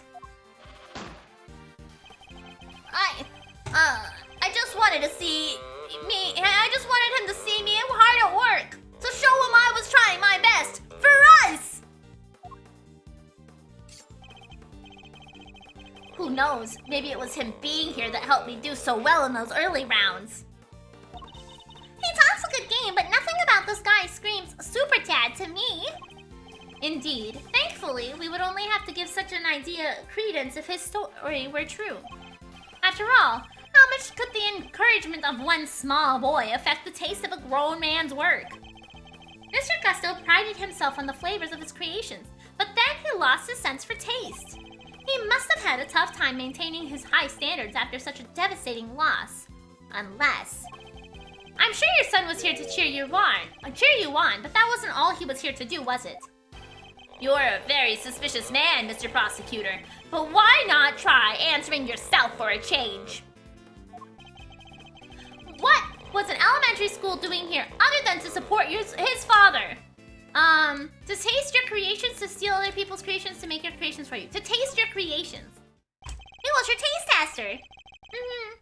Your son knew the taste of your work pretty well, I imagine, Mr. Gusto. Huh, he was my biggest fan. Of course he knew. In which case, he would have been a good judge of whether or not something tasted on brand, so to speak. No? What are you implying? You've already told us that you were suffering from a taste disorder.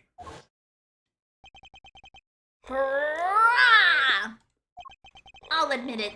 You're good. I never told anyone any of this, but you figured it all out anyway. It's true. 18 years ago, I developed agusia.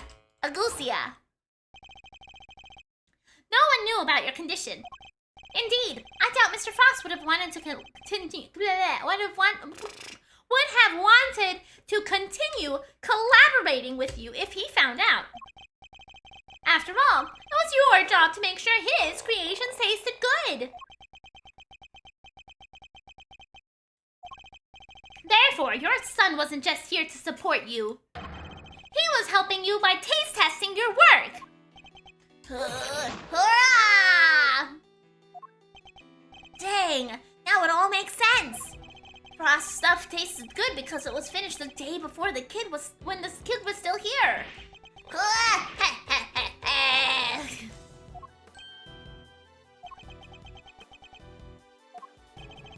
You have a vivid imagination, Mr. Prosecutor. But you seriously think I'd trust the kid to tell me how to adjust the taste of my masterpieces? I have some pride, you know. Even back then. Did you now? My designs may not have been much to write home about back then. Pivot my ass. I'm right, you know it, yeah! But I always knew my work tasted better than anyone else's. You think I'd risk everything by putting my reputation in the hands of a child? I mean, he was your son. He was your son. This is just more speculation. That's all it is. Ah! In that case, I asked to speak with your son this instant. Let's see how much of your story he can corroborate. Sadly for you, my son is no longer my concern. Did your son die? Did you kill your son too? What?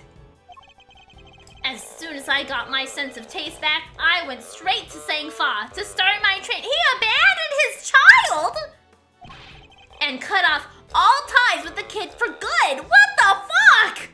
I thought you would do anything for your son. What the hell? This is a giant change of he said he would do anything for his son. As a I'm obviously not a father because I don't understand. And now he's like, no, I fucking hate my child. I discarded him and threw him away, and then I left. Yeah, this sounds like he killed his fucking son too. Jesus. What? You abandoned your own child? Yeah, fuck that kid! And that ain't the half of it. No one knows where he is. He definitely murdered his son. He definitely killed the fuck out of his kid. God damn!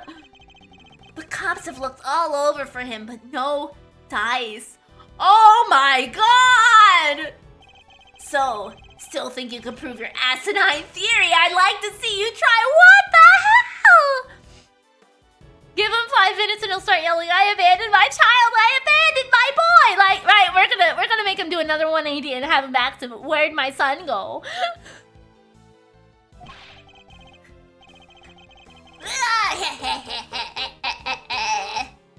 You think I care about anything besides confectionery? Think again! Damn!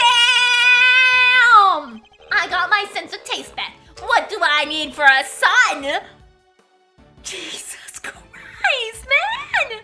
He just threw his son away, killed him, maybe chopped him up and served him in food. And it's just like, I don't give a shit. Whoa!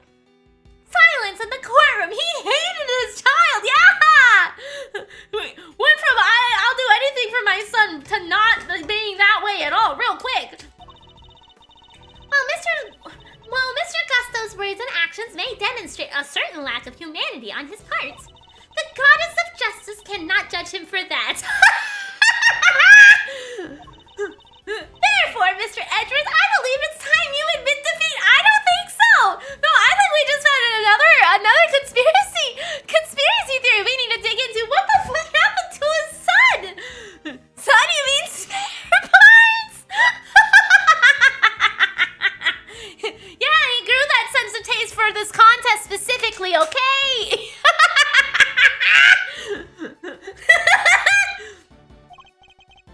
Yeah, give it up. 18 years is a long time for anything to surface now. Proof or otherwise. Mr. Edgeworth, we have to do something. If we don't, the truth might be lost forever. Wow, that's some awesome writing into how to seriously dislike someone. Yeah, that took a quick turn. Holy fuck. Wow. Where are you, Detective Kamashu? I can't imagine whose blood it could possibly be, but is it the son's? I'll get them tested right away, sir. Please, dear detective. This is the son's blood! That's the last piece of the puzzle, I'm sure of it! Once we know whose blood it is... Hey, Miles! Sorry to cut in on your Mind Palace time, but I was wondering something myself! It's gonna be so messed up it's his son's blood. I mean, I don't think it is. I think it's probably gonna be Artie's blood. And it's gonna confirm that he was killed in that room or something. But like, this is a whole can of beans. What the fuck happened to the sun? I was pondering something myself. Our friend Gusto didn't come here just to check up on the body, did he? You mean because he tried to open a case? Exactamundo! Think we have anything that might explain why he tried to do that?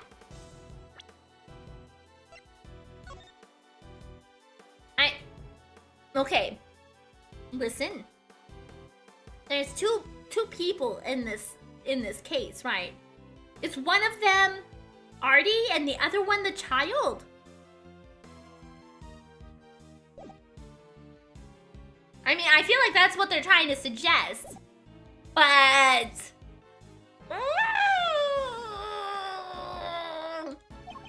we might. If Detective Gumshoe can make it back in time with a certain piece of evidence. Oh my god! That's quite enough idle chatter defense. Now if you... Mr. Edgeworth, sir! Sorry to keep you waiting! Hey, speak of the devil. I take it you have the test results, Detective.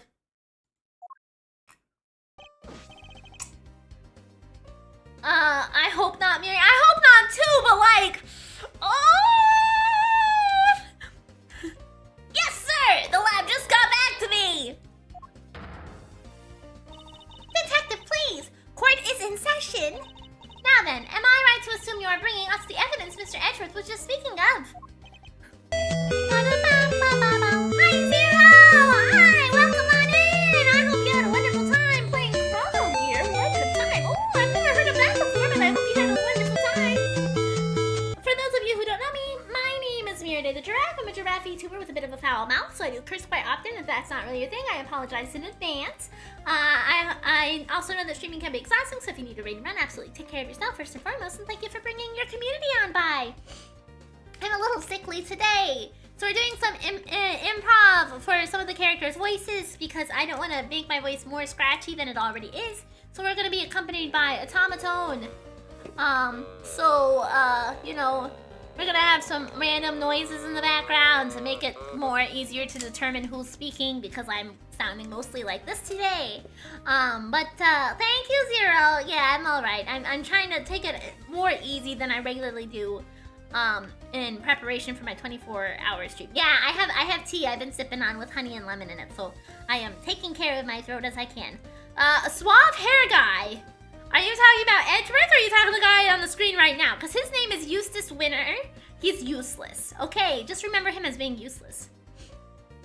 Yeah, blah, blah, blah.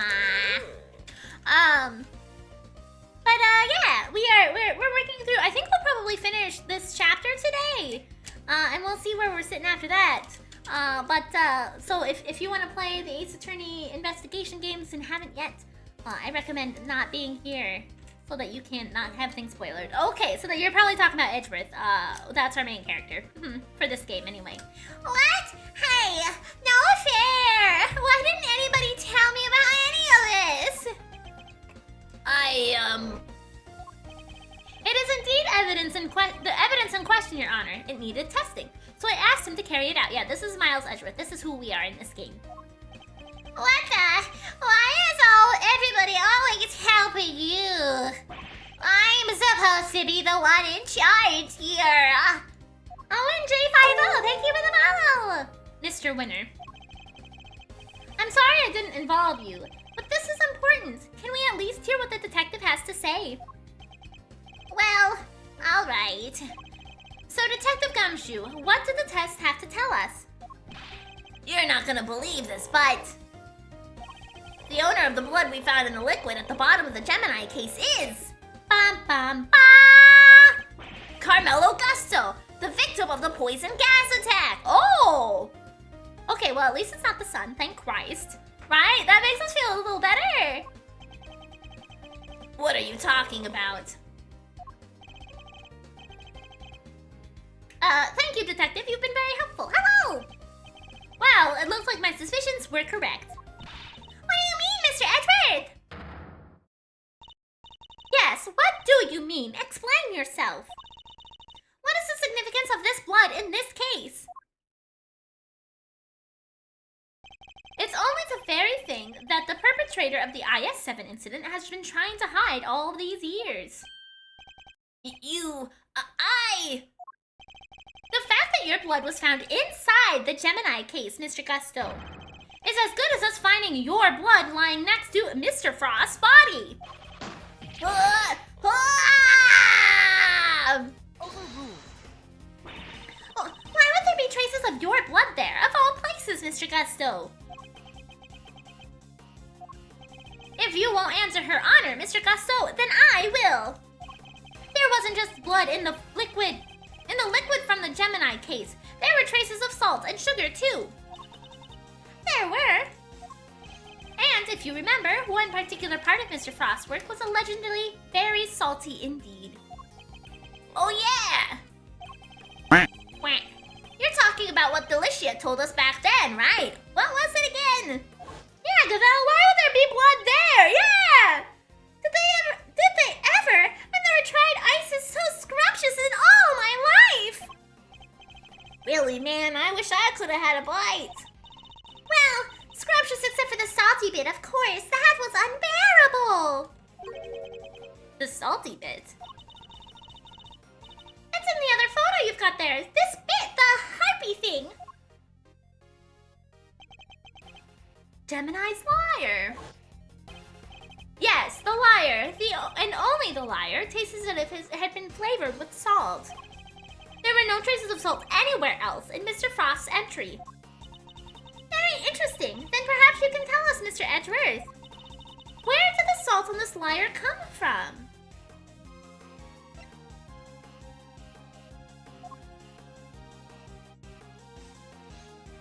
Where did the salt come from?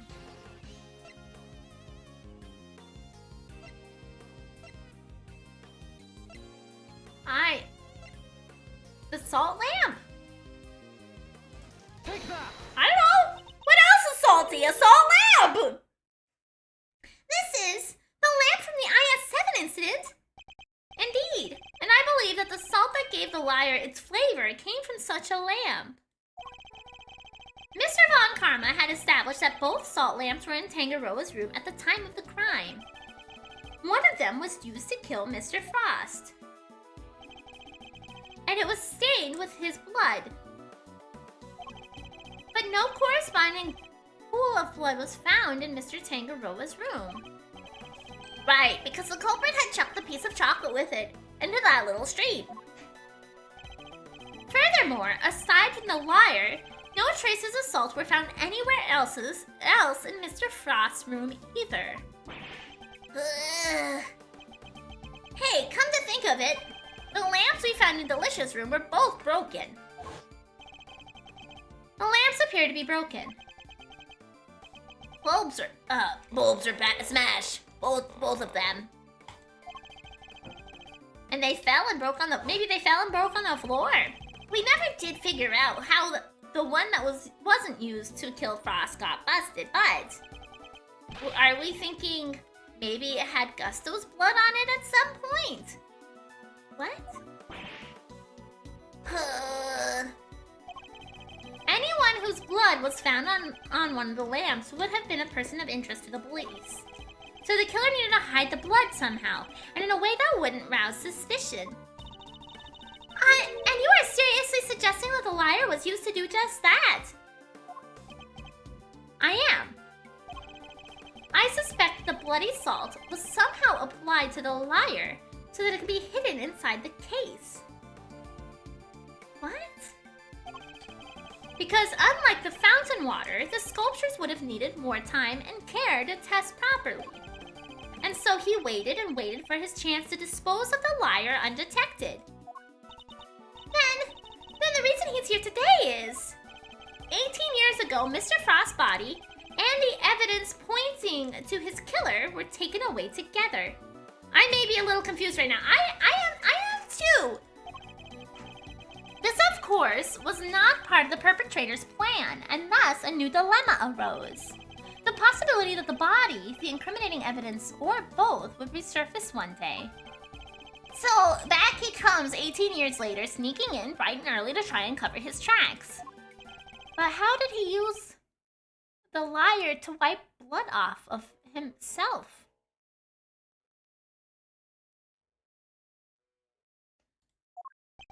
Well, Mr. Gusto, are you finally ready to admit it? That you are the one responsible for the IS-7 incident? But what about his son?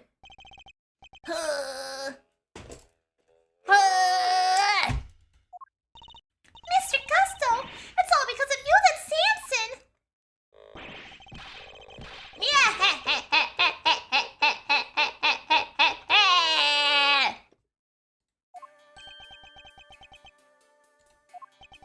Gusto? So I finally got caught, huh? All these years later? Nobody came close back then, not even the big shot prosecutor or the attorney. That's some impressive work, Mr. Prosecutor. I have to hand it to you. You admit it then, that you murdered Artie Frost. Yeah, but what about his son? Yeah!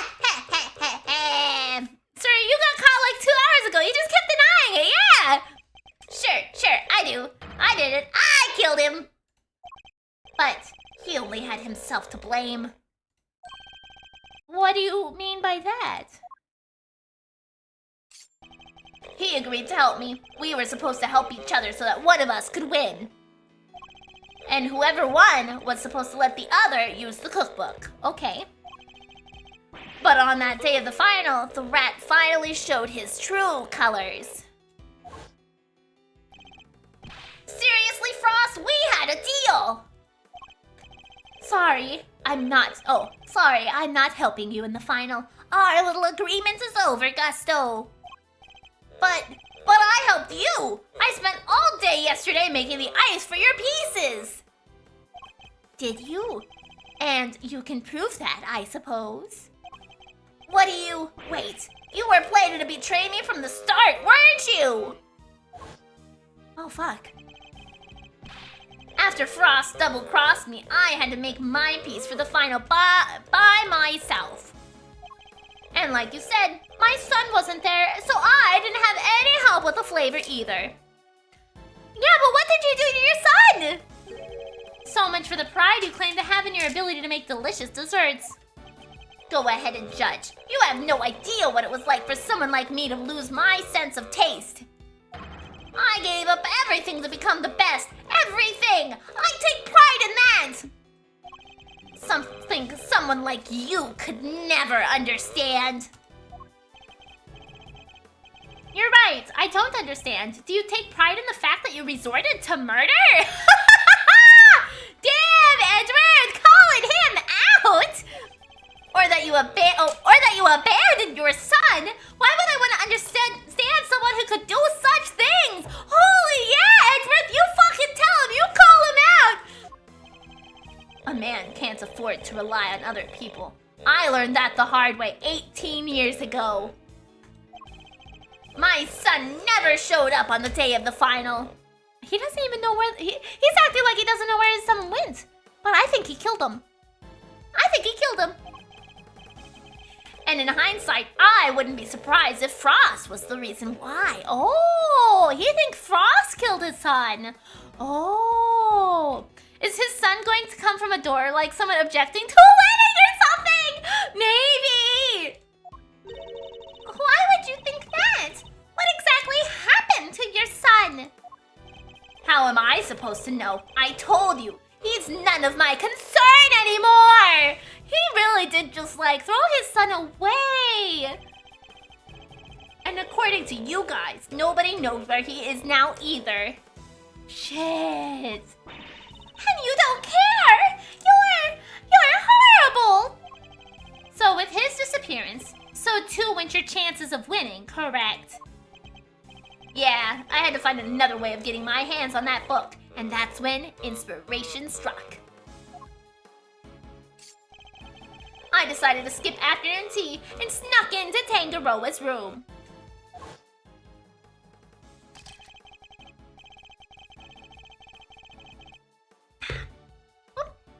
It should have been so easy. All I had to do was photograph the formulas I needed and get out of there.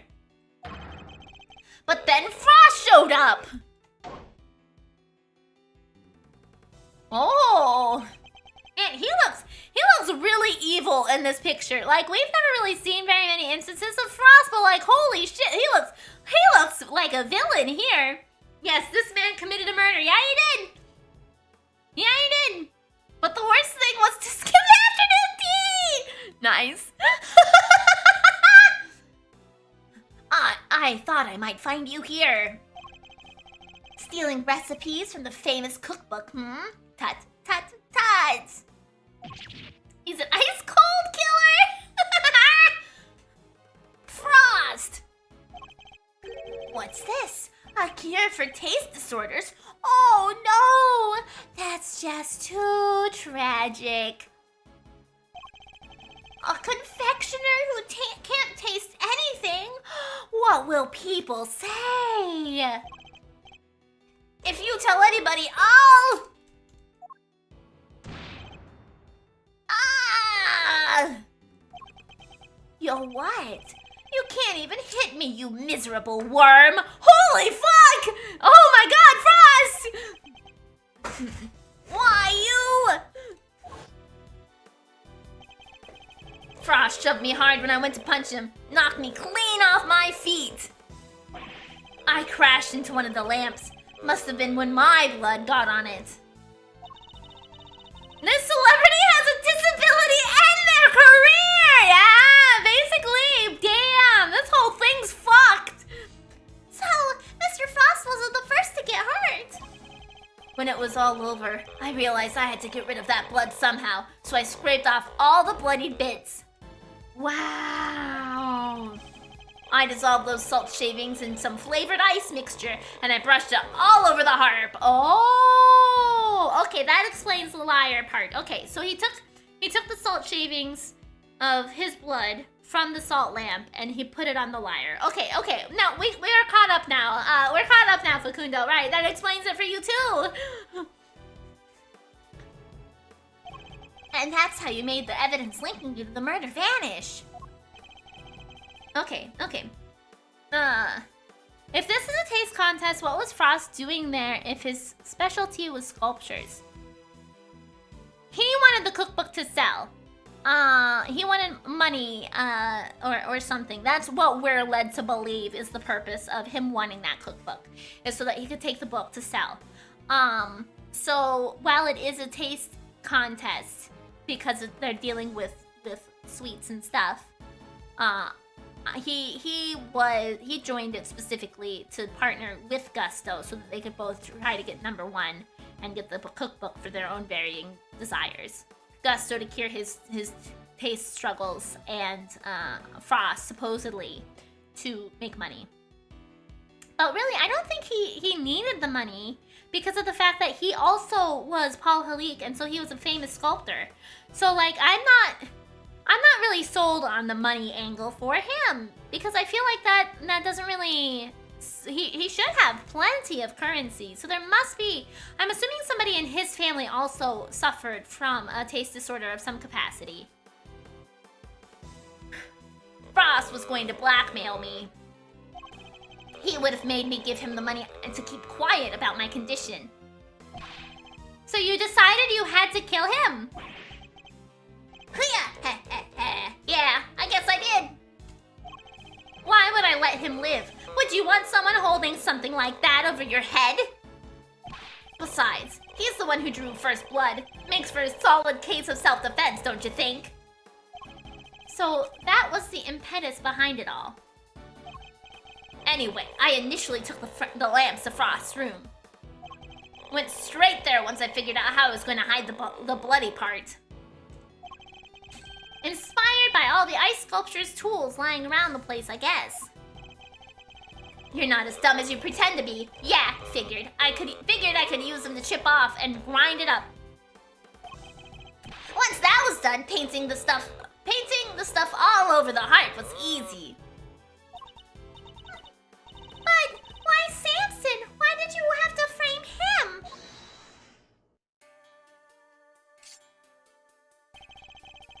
I never meant for the cops to pin it on him.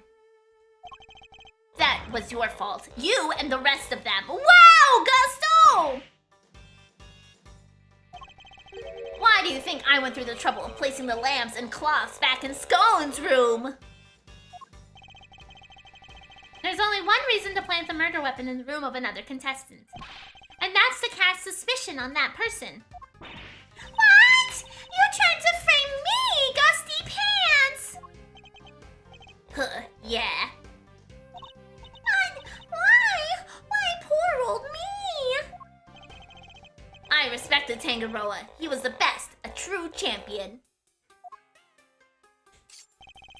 I would never have wanted him to take the fall.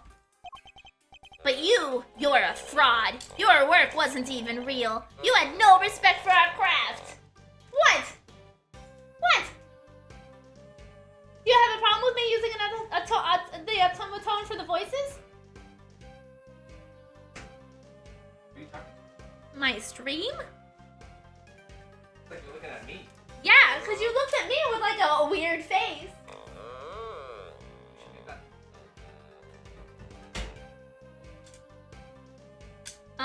Okay. You deserve to be punished for what you did. Oh, Dusty! How could you? You had refrained from... had you refrained from eating Tangaroa's work, Frost's body wouldn't have been found. More rotated avian. My plan was to wait until Tangaroa was judging your room. Your stream, Aishika hates us. I think so. I think so, Facundo. That's when I'd sneak the corpse into Frost's room and freeze it. But thanks to you, Bound here found it before I had a chance to retrieve it. Oh. I don't understand. Why did you need to freeze his body at all? Ha! Why indeed? Mr. Edgeworth? Surely you must know! Why did Mr. Gusto need to freeze Mr. Frost's body? To pass it off as an ice sculpture, to obscure the time of death, to hide the true crime scene. I mean, technically all of these are right. This is why I have some difficulty with choosing multiple choice options, because like I feel like in general, it's to obscure the time of death is the correct choice. But it would also hide the true crime scene, and it would pass it off as an ice sculpture. Like, all of these things were accomplished at the same time.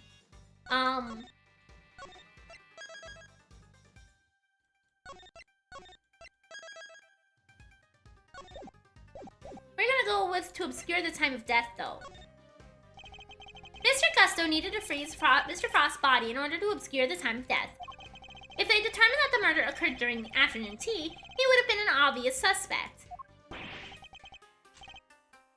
Sage, hello! Thank you so much for 19 months! Congratulations on your move! I hope everything went well and you're all settled in your new place. That is a big move, though. I can't imagine moving a different state like that. I hope everything went well and the trip was good and everything. I'm glad you're able to pop by. Bingo! Freezing Frost's body wasn't simple. Preparing everything took time.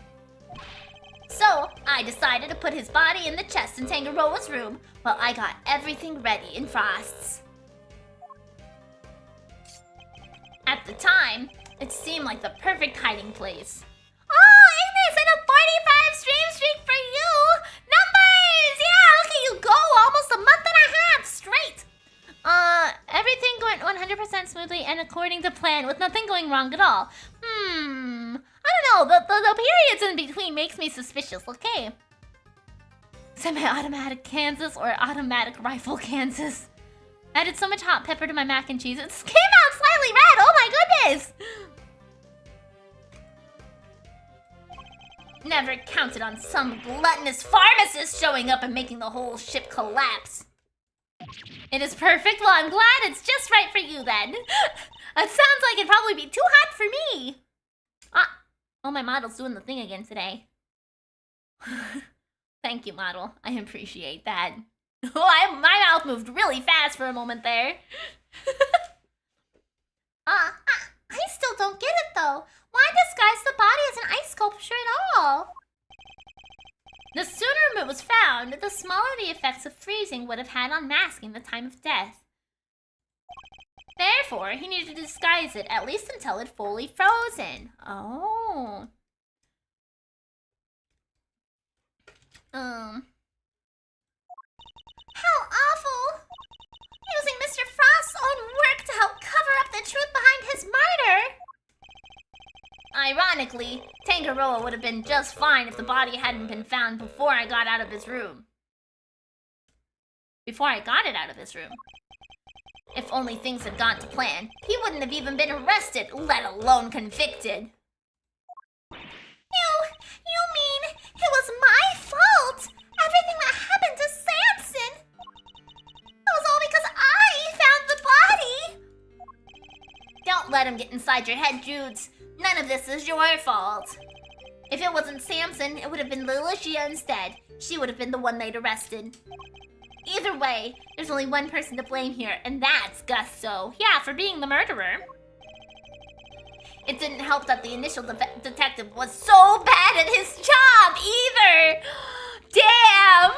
He never even told the prosecutor that the body had vanished.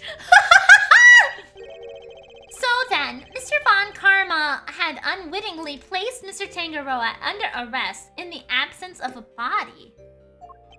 I mean, I guess it would explain why he was so keen to wrap things up. And for disappearing his child, don't forget the child. Yeah, the kid did also vanish.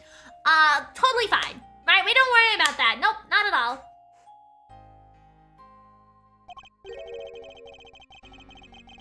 Still, you'd think he'd notice something as big as that if he'd taken to look at the few reports, right? Not if somebody had deliberately been distorting the facts of the case, though. Either way, it seems that Mr. Von Karma didn't know about the body until after the arrest had been made. But admitting that would have spoiled his perfect record. So he kept it to himself and proceeded to prosecute Mr. Tangaroa regardless. Can this really be true? You don't feel bad at all. Somebody spent 18 years in prison because of you. Sticks and stones, girly. Sticks and stones. What a jerk. I ought to arrest you right now, pal. What about his son? I'm afraid I can't allow you to do that, detective. So you notice, huh? Glad somebody did. No, because you already have admitted multiple times that you left Zhang Fa. So therefore, the thing is different. The judge is right. You can't lay a finger on me. What? Why? You just confessed to murder. Yeah. No idea, huh? Then I guess I'd better lay it out for you.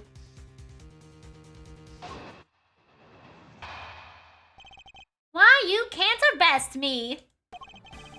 I killed Frost 18 years ago. Oh, shit. Whoops. The statute of limitations for murder in this country is 15 years. You do the math. You can't arrest me. You think I'd have confessed otherwise? Well, he left the country, so therefore it was put on hold.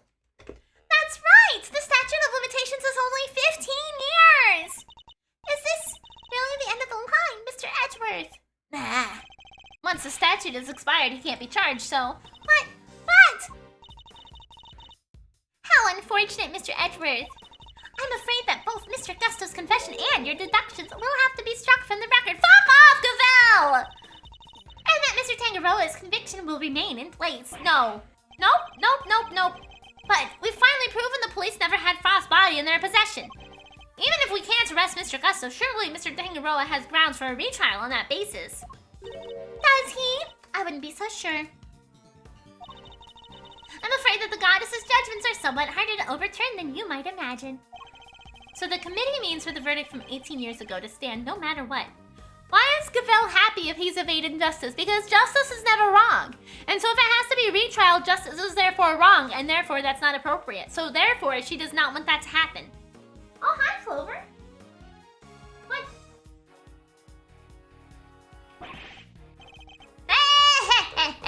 Bad luck, Mr. Prosecutor. Goddess of justice, my ass. Right! It's crazy how your enemies here only care for being right instead of bringing him to justice. Right! Agreed. There must be something we can do. Something to bring Mr. Gusto down. Weird paladin, cause not gonna lie! Langdon too, but at least he was hot. Disagree. He was the same. Okay, we're going to save. I'm pretty sure we just need to throw the legal for dummies book at this quote, but we're gonna press it first to see if we might get additional information regarding him leaving. Otherwise, we're just gonna chuck the book at him.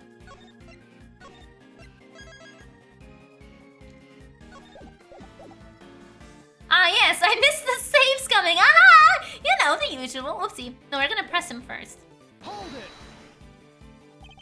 Depending upon your actions over the last 18 years, this statute may not have expired yet. This ought to be good. All right, I got nothing to hide. If there's something you want to ask it. Very well. Tell us where you've been and what you've been doing since the incident. This once used to be a joke, now it's OCD. Speaking of OCD, okay, listen, I had my horrific allergic reaction the other day, right? To the cranberry orange muffins.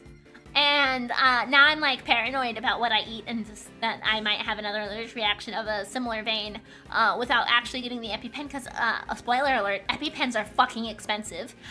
Anyway, so I've been really worried about stuff to eat in case it happens again. And I was talking to Aishika about being paranoid about stuff like that. And they were like, well, you know, this is how OCD starts, right? This is how you begin to worry about everything and you get OCD. And I was like, don't say that! Don't say that! Let's see. Very well, tell us what you've been and where you've been, what you've been doing since the incident. Sure. Not long after the contest, I was able to cure my taste disorder thanks to the formula in that book. And so, not long after that, I went to Zhang Fa to really buckle down and hone my craft. That explains a lot. We tried to contact you after the fact, but I guess you were long gone by then, huh? Huh, could be. I left, let's see. Around a year after the murder. It was before Tangaroa's last day in court. Going to Zhang Fa was the best thing I ever did. Flavor, design, I'm the full package now! Objection! Miri, no joke, get a pet with a food allergy. It's the same EpiPen and way cheaper. Really? Huh. I don't imagine it's the same dosage though. A dosage for a human versus a dosage of a pet I would expect to be very different.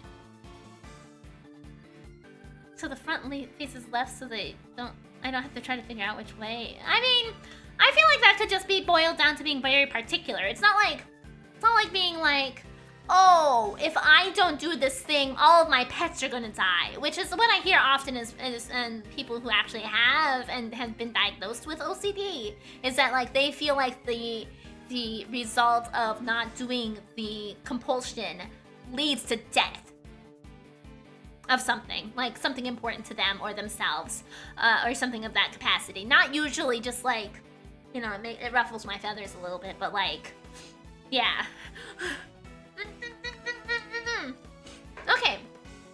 And all on the backs of those whose lives you destroyed.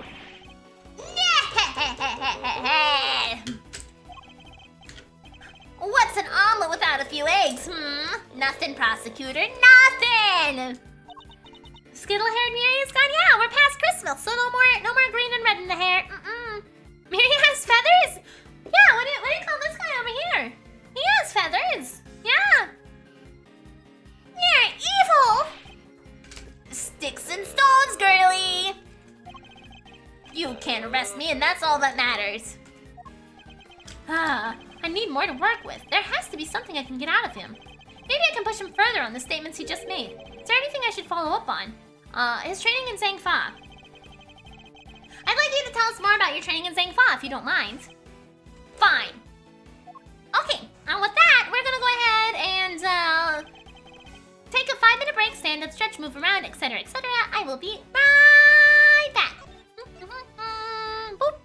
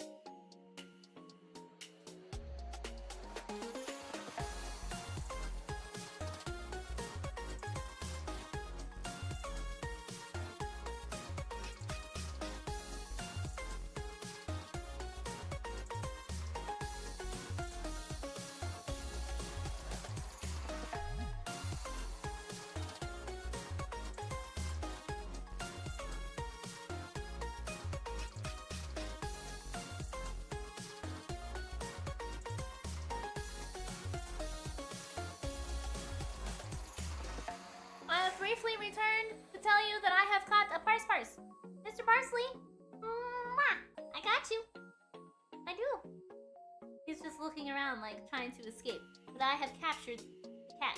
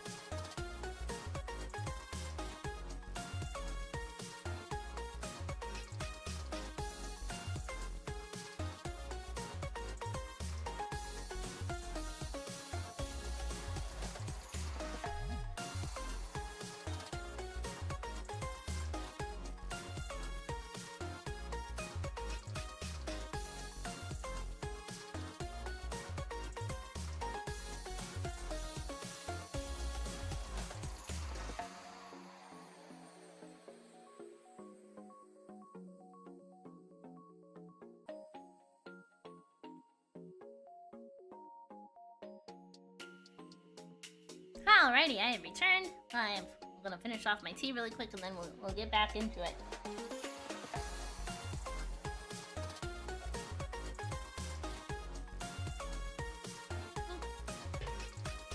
Alright.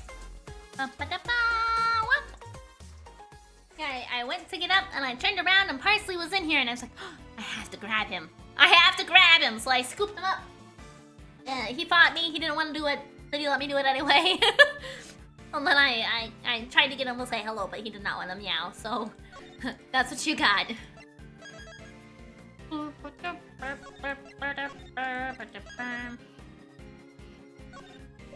Okay. Alright. Here we go. Limitations of statues for dummies. Statute is suspended should the suspect flee to a foreign country. Objection! Just like I said from the word go of this chapter, I was suspicious of him for having left immediately following the murder. So I was on his ass from the minute we started this chapter. The statute of limitations for murder is subject to the following condition. The statute is suspended should the suspect flee to a foreign country. Which means that the time you spent abroad doesn't count toward the total time under the statute. No way! So it's like someone hit pause while he was in Sangfa! It appears that there may be time left on the clock yet. But that would depend on how long you stayed in Sangfa, Mr. Gusto. I think Mary did the murdering. No, I would never! I would never!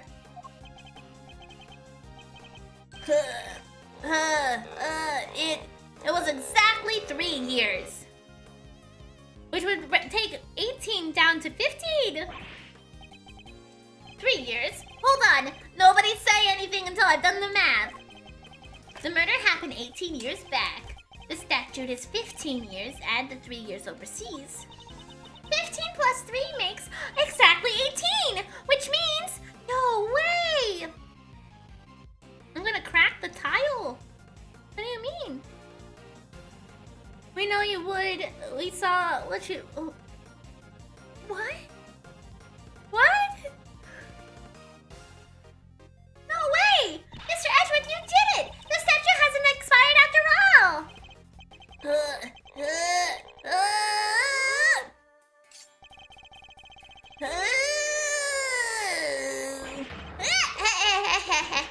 Bingo! 18 years exactly! Glad you worked it out for yourselves. Oh, that's what you mean. Okay, I got it. Yeah, probably. Car, tiger, something girl from the game you were playing a while ago. Cat.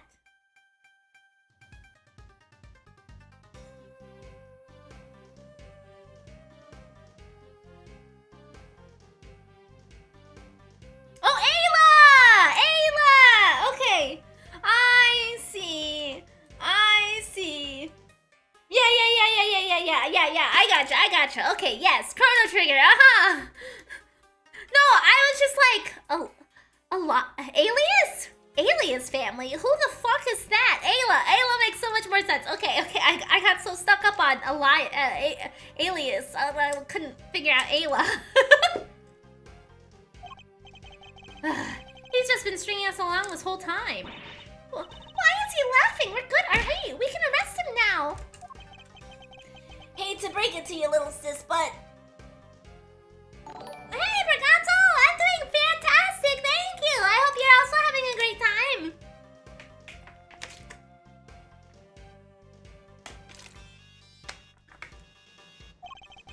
IS-7 went down at the end of December. It's April now, which means... Strictly speaking, it's been 18 years and 4 months since Frost's murder. If Gusto's saying Fa really lasted 3 years on the nose, it's not enough. We're a few months short. Not enough, but... What did I tell you? You can't touch me!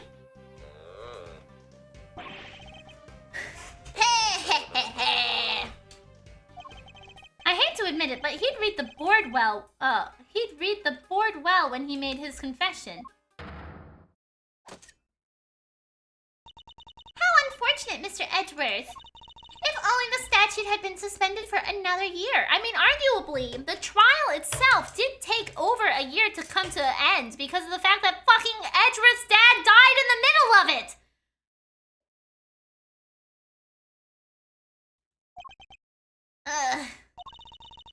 Those who would overturn the goddess's judgment must be willing to pay the price should they fail.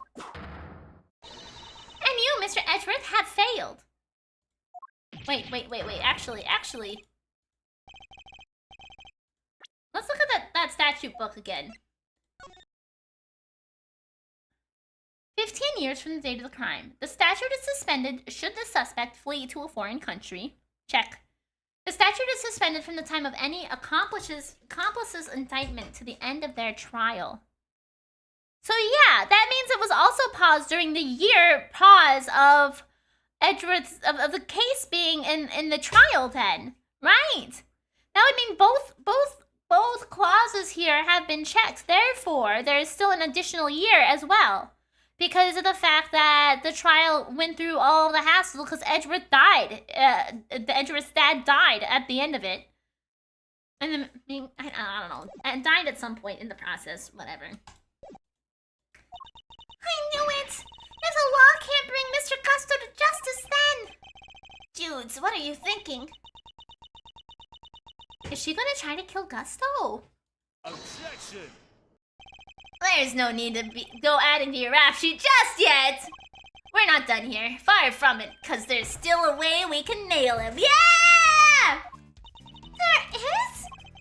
Right, Miles Lorino, pep talk. I need you to think back over everything we know about the case. Gusto's overlooked one critical thing that you yourself were led to believe wrongly about. Which is... he wasn't there for Samson's last trial, remember? Best I can tell you, he doesn't seem to know what the final verdict that came down that day is. Which means there's still one way left to us. Crack open your statues for dummies and take another look. 17 years ago, they really did a number on Samson and framed him like a pretty picture. But if we make good use of that verdict now, we can make Gusto pay in full for what he's done. Thunder, are you... Those who would overturn the goddess's judgment must be willing to pay the price should they fail. Samson's my client, Miles, and I can't bring myself to use the source of his pain as a weapon in this fight. So whether we play our last card or not, it's gonna have to be up to you.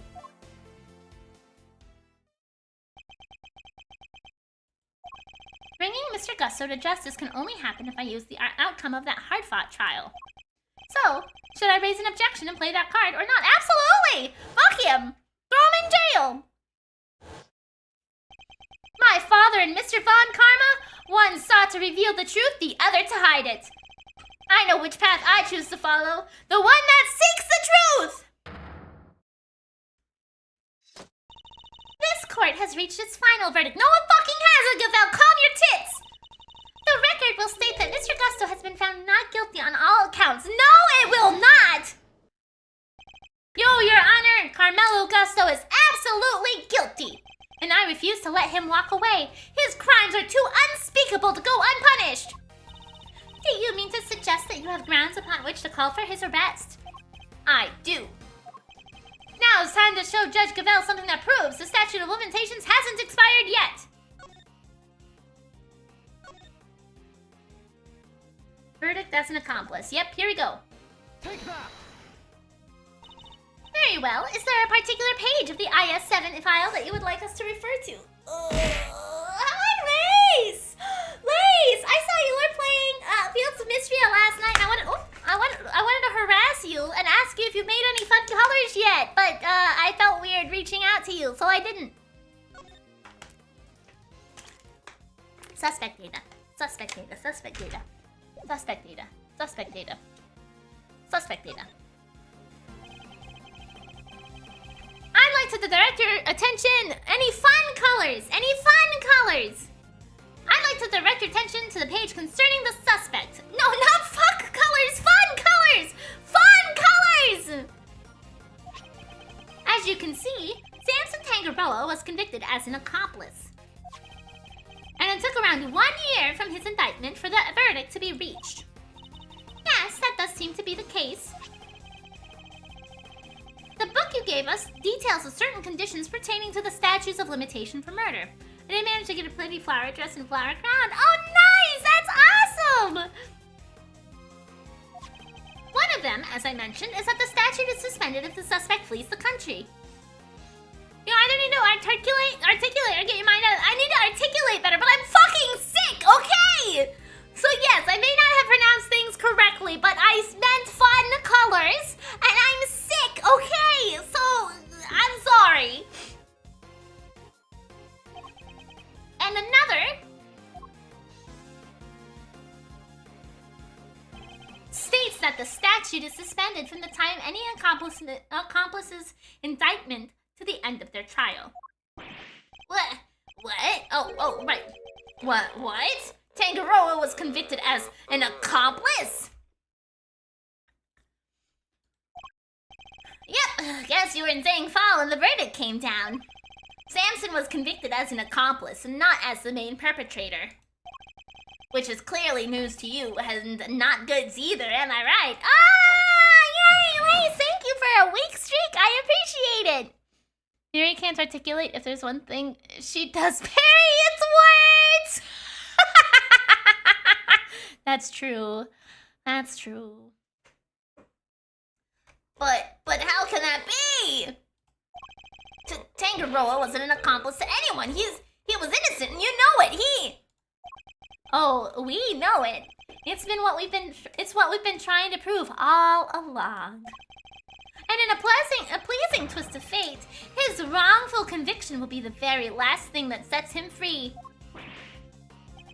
If you spent 3 years in Zhangfa, and your accomplice, Samson Tangaroa, was in trial for 1 year, it means you could still be charged with Mr. Frost's murder up until 19 years after the fact. In other words, the statute of limitations hasn't expired at all. Nah! The goddess's judgment is infallible, but that of her servants, it appears, is not. It seems the prosecutor in charge of this case may have erred. Unbelievably, we may have no choice but to instigate a full inquiry. No! How could this? You weren't supposed to be able to. 18 years. That's a long time to let somebody else suffer for your crimes. It's time to pay the piper, Gusto, and not a moment too soon.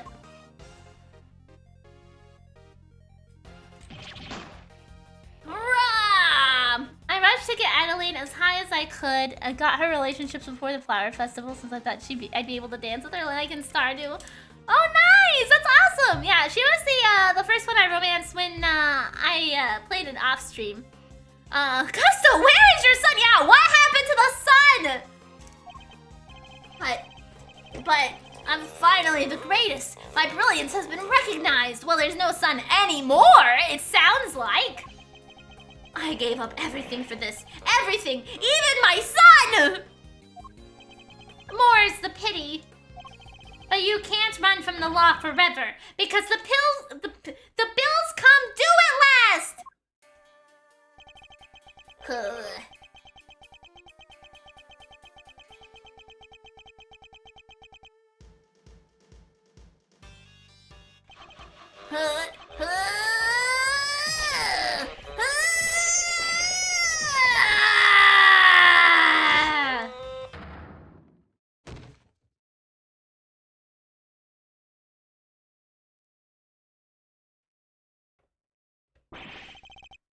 Mr. Gusto's all set for his trip downtown, sir. Oh, good. Which means it's your turn next, right? Well, it's between Valen and Adelaide. Yeah. Those are the two ladies I was torn between. That's why on stream I went for Valen too. That's so funny. I suppose so. Dudes. I'm so sorry, everybody. I've caused you all so much trouble. But thank you. Thank you so much for bringing Mr. Gusto to justice at last. Did he just JoJo style make a bust of himself out of confectionery and then slice it like a samurai? Yes, he did. I'm afraid there's no escaping the consequences of your actions, Miss Bound. But those actions were born of the legal mistakes that were made all those years ago, and we all know it. So, allow me to apologize in turn on behalf of the prosecution. Oh no, I have no one to blame but myself for it all, starting with those sculptures. Hey Jude, you think maybe you might want me to represent you? I'm not some nervous newbie anymore. And there's no way I'm letting you take the rap for everything. Oh! Oh, I'd be honored. Thank you, Mr. Fender. What is going on with those tears in her eyes? What the fuck? They look like dough.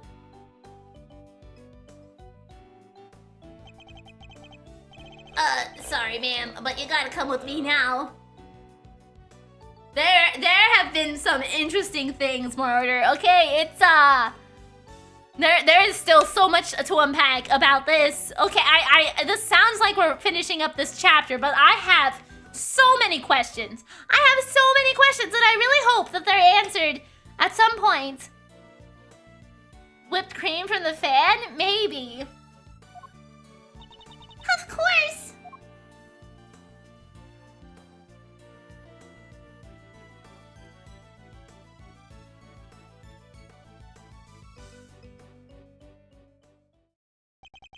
Judge Gavel.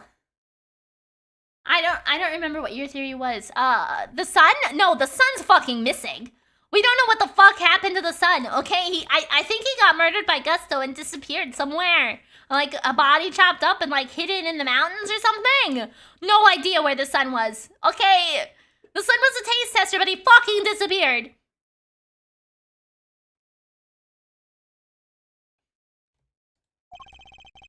Why did you lie to us? Lie? What are you talking about? You implied that there was no case for a retrial, but as we've proven, that wasn't true.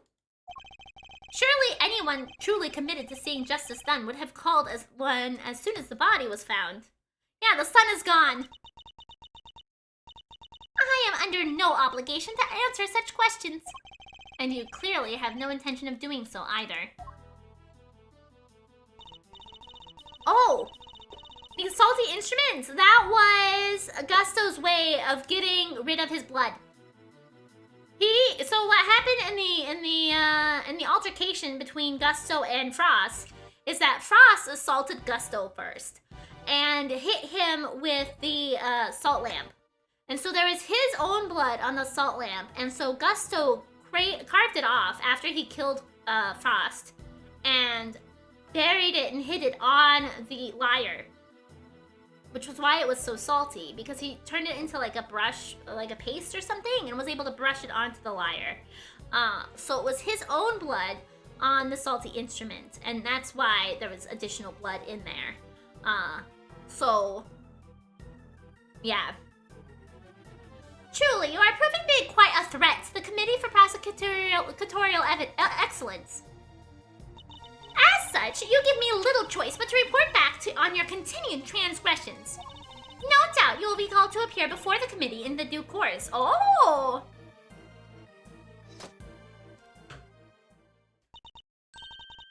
Now, I must be on my way. Gusto swung at Frost, and Frost pushed Gusto onto the salt lamp.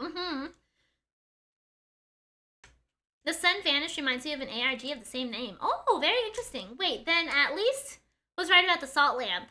It can't, last time it can be dissolved. I mean, yeah, that's true, you were.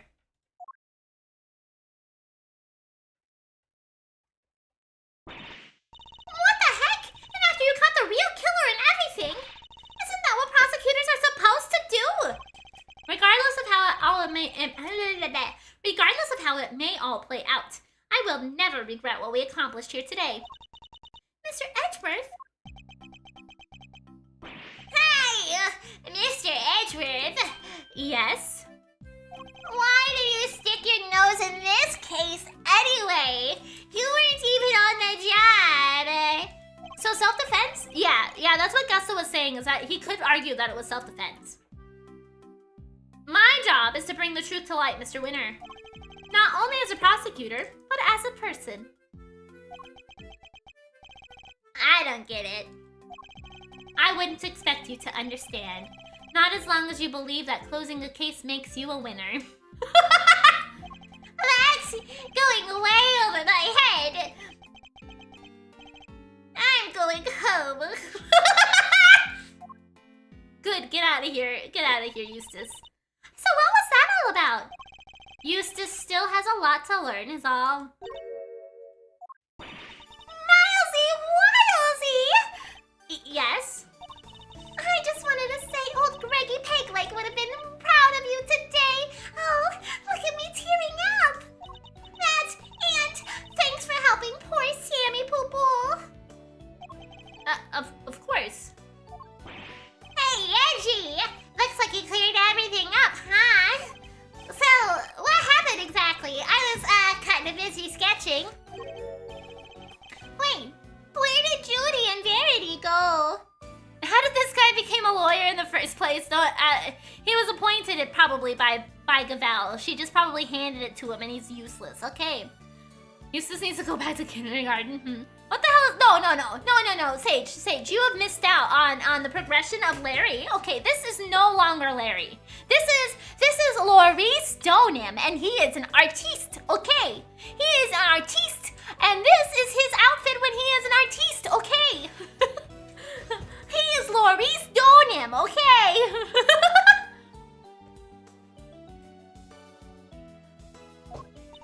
Wow, you really weren't paying attention, were you? Yeah, look at this masterpiece he drew for us, okay? He drew this. Okay, this is his illustration. He is an artiste.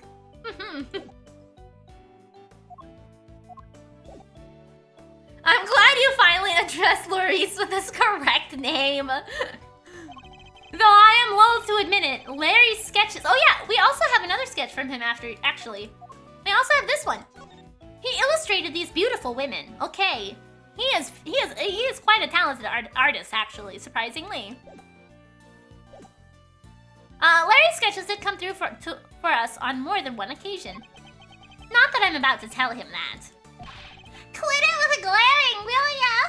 Whatever I did, I'm sorry! Larry switched from machinist to pictomancer, He makes good sketches. Yeah, he does! He has an eye for women, he does, I wonder if this artwork could be called Women Crying in Pain Suffering from Pink Period. What? Oh. The, the ice sculpture artwork. I thought you were talking about the three women, and I was like, I don't know that all of them are crying in pain. And where's the pink period coming from? And then I realized you meant the other picture. Calm down, Larry. I wasn't glaring at you. Hehe, you totally were. You're just like your pop. He was a terrible liar too. He was. Listen, I'm gonna head out. I need to fill Samson in on what went down today. You wanna come with? Yes, of course. Great, then I'm coming too. How old do you think they're gonna? Do you think they're gonna age Samson up, or do you think they're just gonna show us the white-haired version again? April 2nd, 4:56 p.m. Detention Center Visitors Room. Alrighty, Morider, enjoy your movie! I'm probably gonna end when we're completely done with this chapter, to be completely honest, because I'm still not feeling all that great. And that way we can make sure I'm as rested up as I can be for my fucking 24-hour stream on Wednesday. So, what's Mr. Tangaroa like? I can't wait to finally meet him. Oh, he's a real sweetheart. You'll love him. Even while locked up, he can't help but make all sorts of cookies and cakes for everyone. Why, 3 p.m. cake extravaganza is a thing for prisoners and guards alike. Really? That sounds awesome. You think there'll be any left over for us to try? Didn't we find a few slices of chocolate cake in the prison the other day? Could they have been from Mr. Tangaroa's baked goods?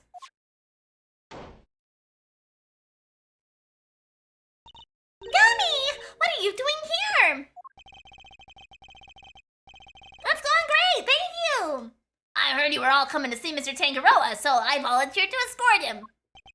Well, they did that. They did give him some age lines. Okay, they did age him up a little bit. Hello, new friends. I am Samson Tangaroa. Mary's starting Wednesday morning off by blasting loads in our face. No, not the morning. I'm gonna take a nap before stream on Wednesday. So it's gonna be 6 p.m. at night. Okay, I'm waking up. I'm gonna wake up. I'm gonna start stream. I'm gonna have hopefully eaten beforehand, and then we're just gonna go for it, and we're gonna see how it goes. Prosecutor Miles Edgeworth at your service. And I'm Mr. Edgeworth's trusty sidekick, Kay Faraday. All-night stream, except for I might be starting my new job on the first. Well, I mean, I'm my all-night stream is starting on New Year's Eve into New Year's Day, so it's going to be from 6 p.m. to 6 p.m. Alaska time, which is 7 to 7 PST, etc., so forth, go forth, onward and upward, you know. So it will be a long event. That's very nice to meet you both. Miles here is Gregory's son. What's up with Fender? Is he the new Lang? No, he was our defense for this this chapter. You better be glad that I'm here. I will! Oh yeah! Is that so? Your father was very kind to me and fought so hard for my case. But in the end, I betrayed him. I made a false confession and Don't worry, Mr. Tangaroa. Mr. Fender has explained everything to me. Sure did. And now we're here to tell you the truth about what happened 18 years ago. The truth? Judy did all that for me. Crazy kid racked her brain for 18 years until she'd finally figured out how to set you free. What can I say? Turns out she really would do anything for you. Oh, Judy, I never did anything to deserve such devotion. Come on now, Mr. Tangaroa. I think we all know that's not true. The bond between the two of you has held strong for all these years after all. You think so? I guess I'd better show him. Which piece of evidence is proof of the bond Mr. Tangaroa and Judy share?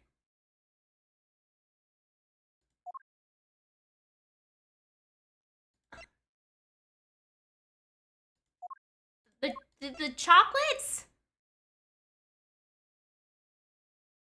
Alrighty, sounds good as a go.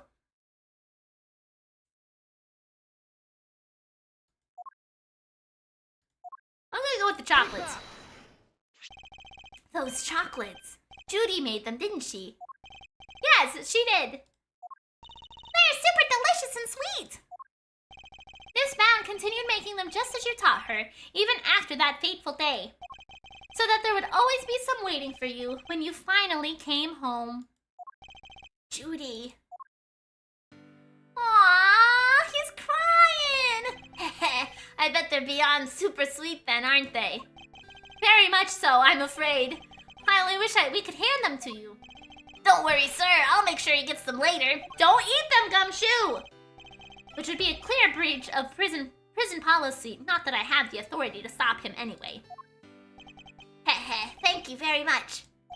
You know, Detective, something about you reminds me of Detective Thad. Really, pal? Because I look up to him a lot. He's my role model.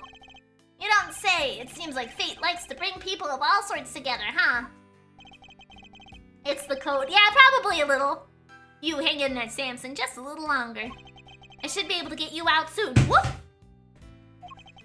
I'm sorry it's taken so long. Nobody should have to wait 18 years to get justice.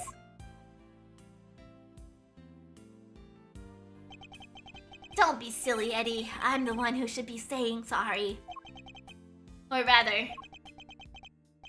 thank you, truly. Samson. Well, I guess it's my turn to wait for Judy to come home now. Well, I'd better make sure there's something delicious on the table for her when she finally walks through that door. Don't let me down, Eddie. Leave it to me, big guy!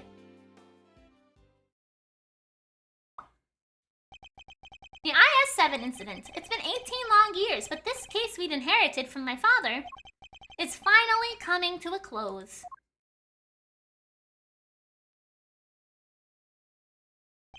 Hey, Miles. Thanks for today. I'm sorry for forcing you to make the final call like that. Not at all. I simply made the call that felt right to me. out. You know how Samson was wrongfully convicted. We had to pretend that he wasn't in order to nail Gusto. But to use his false conviction against him, even to save him. As his lawyer, I just couldn't bring myself to do it. Yeah, I can see that. But now that Gusto's behind bars, I can finally start to get that wrongful conviction overturned. Yes, and I am sure you will. Wait a minute! Does this mean that even if you were only doing what's right, if the false conviction had been overturned before today, Mr. Gusto would have gotten away scot-free? Yep. It's what we folks in the trade like to call a legal contradiction. The law is far from perfect. Because of things like legal contradictions, right? Yeah, but you never know. Things might change. The law is always evolving, just like us humans. Your Uncle Eddie and Miles Reno included, am I right? The potential for growth and change in people and the law, huh? So, Miles, are you gonna keep fighting crime as a prosecutor or help people as an attorney? Something tells me you've got a big decision ahead of you. Only you can answer. I've been up doing stuff since like 1 a.m. Yeah, absolutely. Have a good night, Lace. And if you mean like 1 a.m. your time, then I assume that means Fields of Mystria until you stopped playing Fields of Mystria. Have a good night, Lace.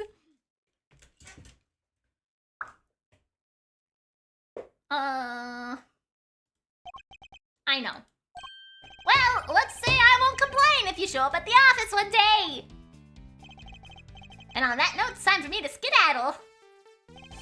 I owe you big and I always repay my debts, but for now... Thanks again for today. I mean it.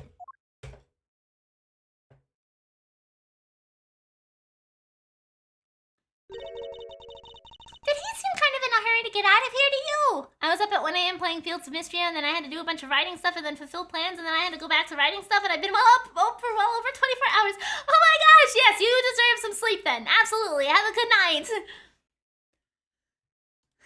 I have to write. Oh no, I gotta write some. The fucking list of things I need to do never ends. I need to write a script for the RP video, and I need to write a script for my eventual lore video, and I have to write it. Oh my god, there's so much stuff to do. It never ends. I have to also record more audiobook chapters. I haven't recorded last few days because I haven't been feeling my best. Never ending. He did. And honestly speaking, I'm the one who owes him a great debt of gratitude. Usually. Yeah, usually. It depends what kind of writing. If you're writing fresh and like fresh ideas from your head, that's exciting. If you're editing though, not so much. After all, he gave me the chance to reckon with my father's final case. When I was a boy, all I ever dreamed of was becoming an attorney like my father.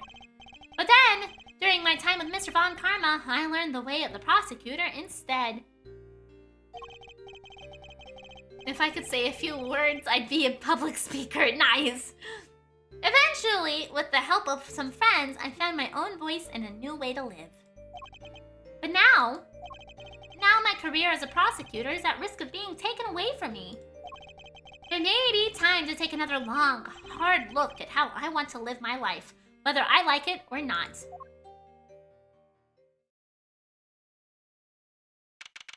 April 2nd. Edgeworth and Co. Law Offices. What are we doing here?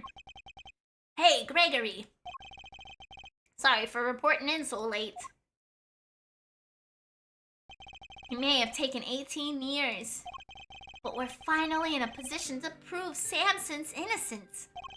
All thanks to your boy, Miles. I couldn't have done it without him. You should have seen him. The way he fought for the truth gave me chills. It was like I was watching you.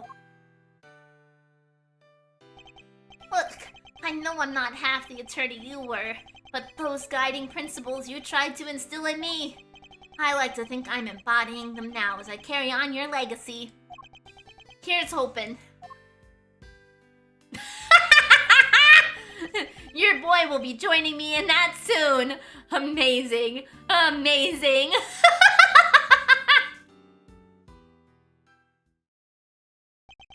Am I going to fight crime as a prosecutor or help people as an attorney? so thrilled. Yeah, definitely. What's the right answer? Which path should I choose? Yeah, absolutely. I hope I feel back to tip-top shape for Wednesday. But yeah, it looks like that was the end of that. We'll watch a little intro of the next chapter. Then we'll continue this next week. Edgeworth is the right choo-choo-choo of Ace Attorney! I don't know about that, quite like that, but...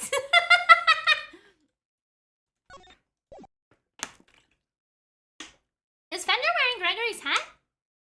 I don't know. That's a good question. I didn't even think about that. Is that Kay? I don't have a red suit! Do we have a picture of... No. It might be. It might be Gregory's hat. That was quite the case. It was. I actually am very happy about that case. That case went really well. Like, it wasn't the usual chapter 3 slump that we usually experience in Phoenix Wright games. It actually was really well written, and it kept me on my toes, and it was actually, I enjoyed it a lot. We got background lore on Edgeworth and his dad. I thought that was great. Okay, let's see what the beginning of this was. Yeah, I was worried we were gonna experience a lot of what we had in the previous Ace Attorney games, but that was great. Actually, I really enjoyed it. All right, let's see what the beginning of this is like. Chapter 4: A Turnabout Forsaken. I hereby call this meeting to order. Whoa. The committee is gathered here, in sight of the goddess, to pass fair and judgment of something or other. Oh, it's us! The purpose of the hearing is to assess the personal competency of Miles Edgeworth. Well, we're very competent. Okay, we're the most competent, in fact. Are you? Why are you wearing that raincoat? Did something happen to Kay? No! Ah! No, I'm not gonna actually start it. We're just watching the beginning part. We generally watch a little beginning part before we end stream. Well, wow. Okay. April 5th. Okay, so this is just a couple days after the end of the trial with, or the case with Samson. We're back in our office. Not the plucky young assistant. Yeah, it was a matter of time that something happened to Kay. It was just a matter of when.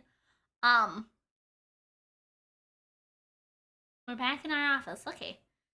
End of stream, but it just started. Yeah, but I'm sickly and I have a 24-hour stream coming up. So we are going to end because we have finished the chapter.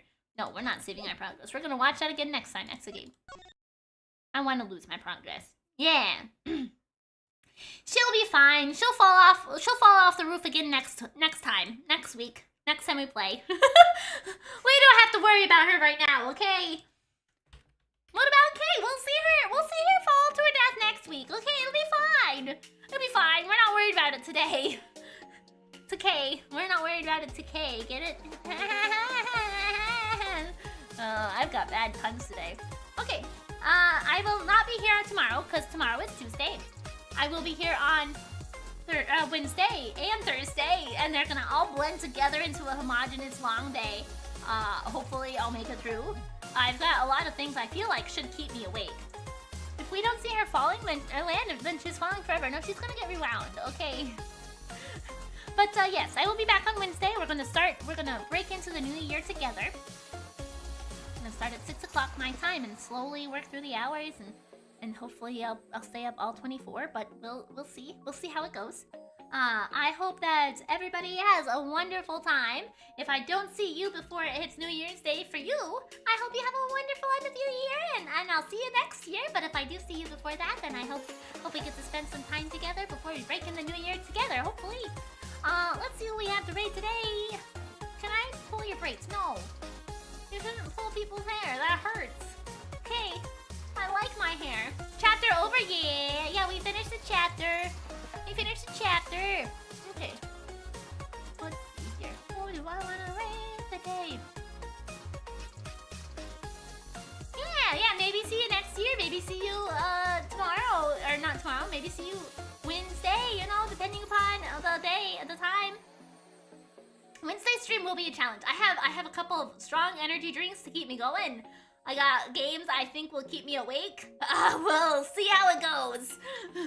Let's see, who do we have to raid today? I'm gonna raid Kiwi. Oh, maybe not. Oh, everybody I've raided is raided recently. I can yell at you in a voice call if that would help. Well, I don't want you to stay up the whole 24 hours too. You know, that wouldn't be very, very good for you. I feel like one of us should at least get sleep, you know.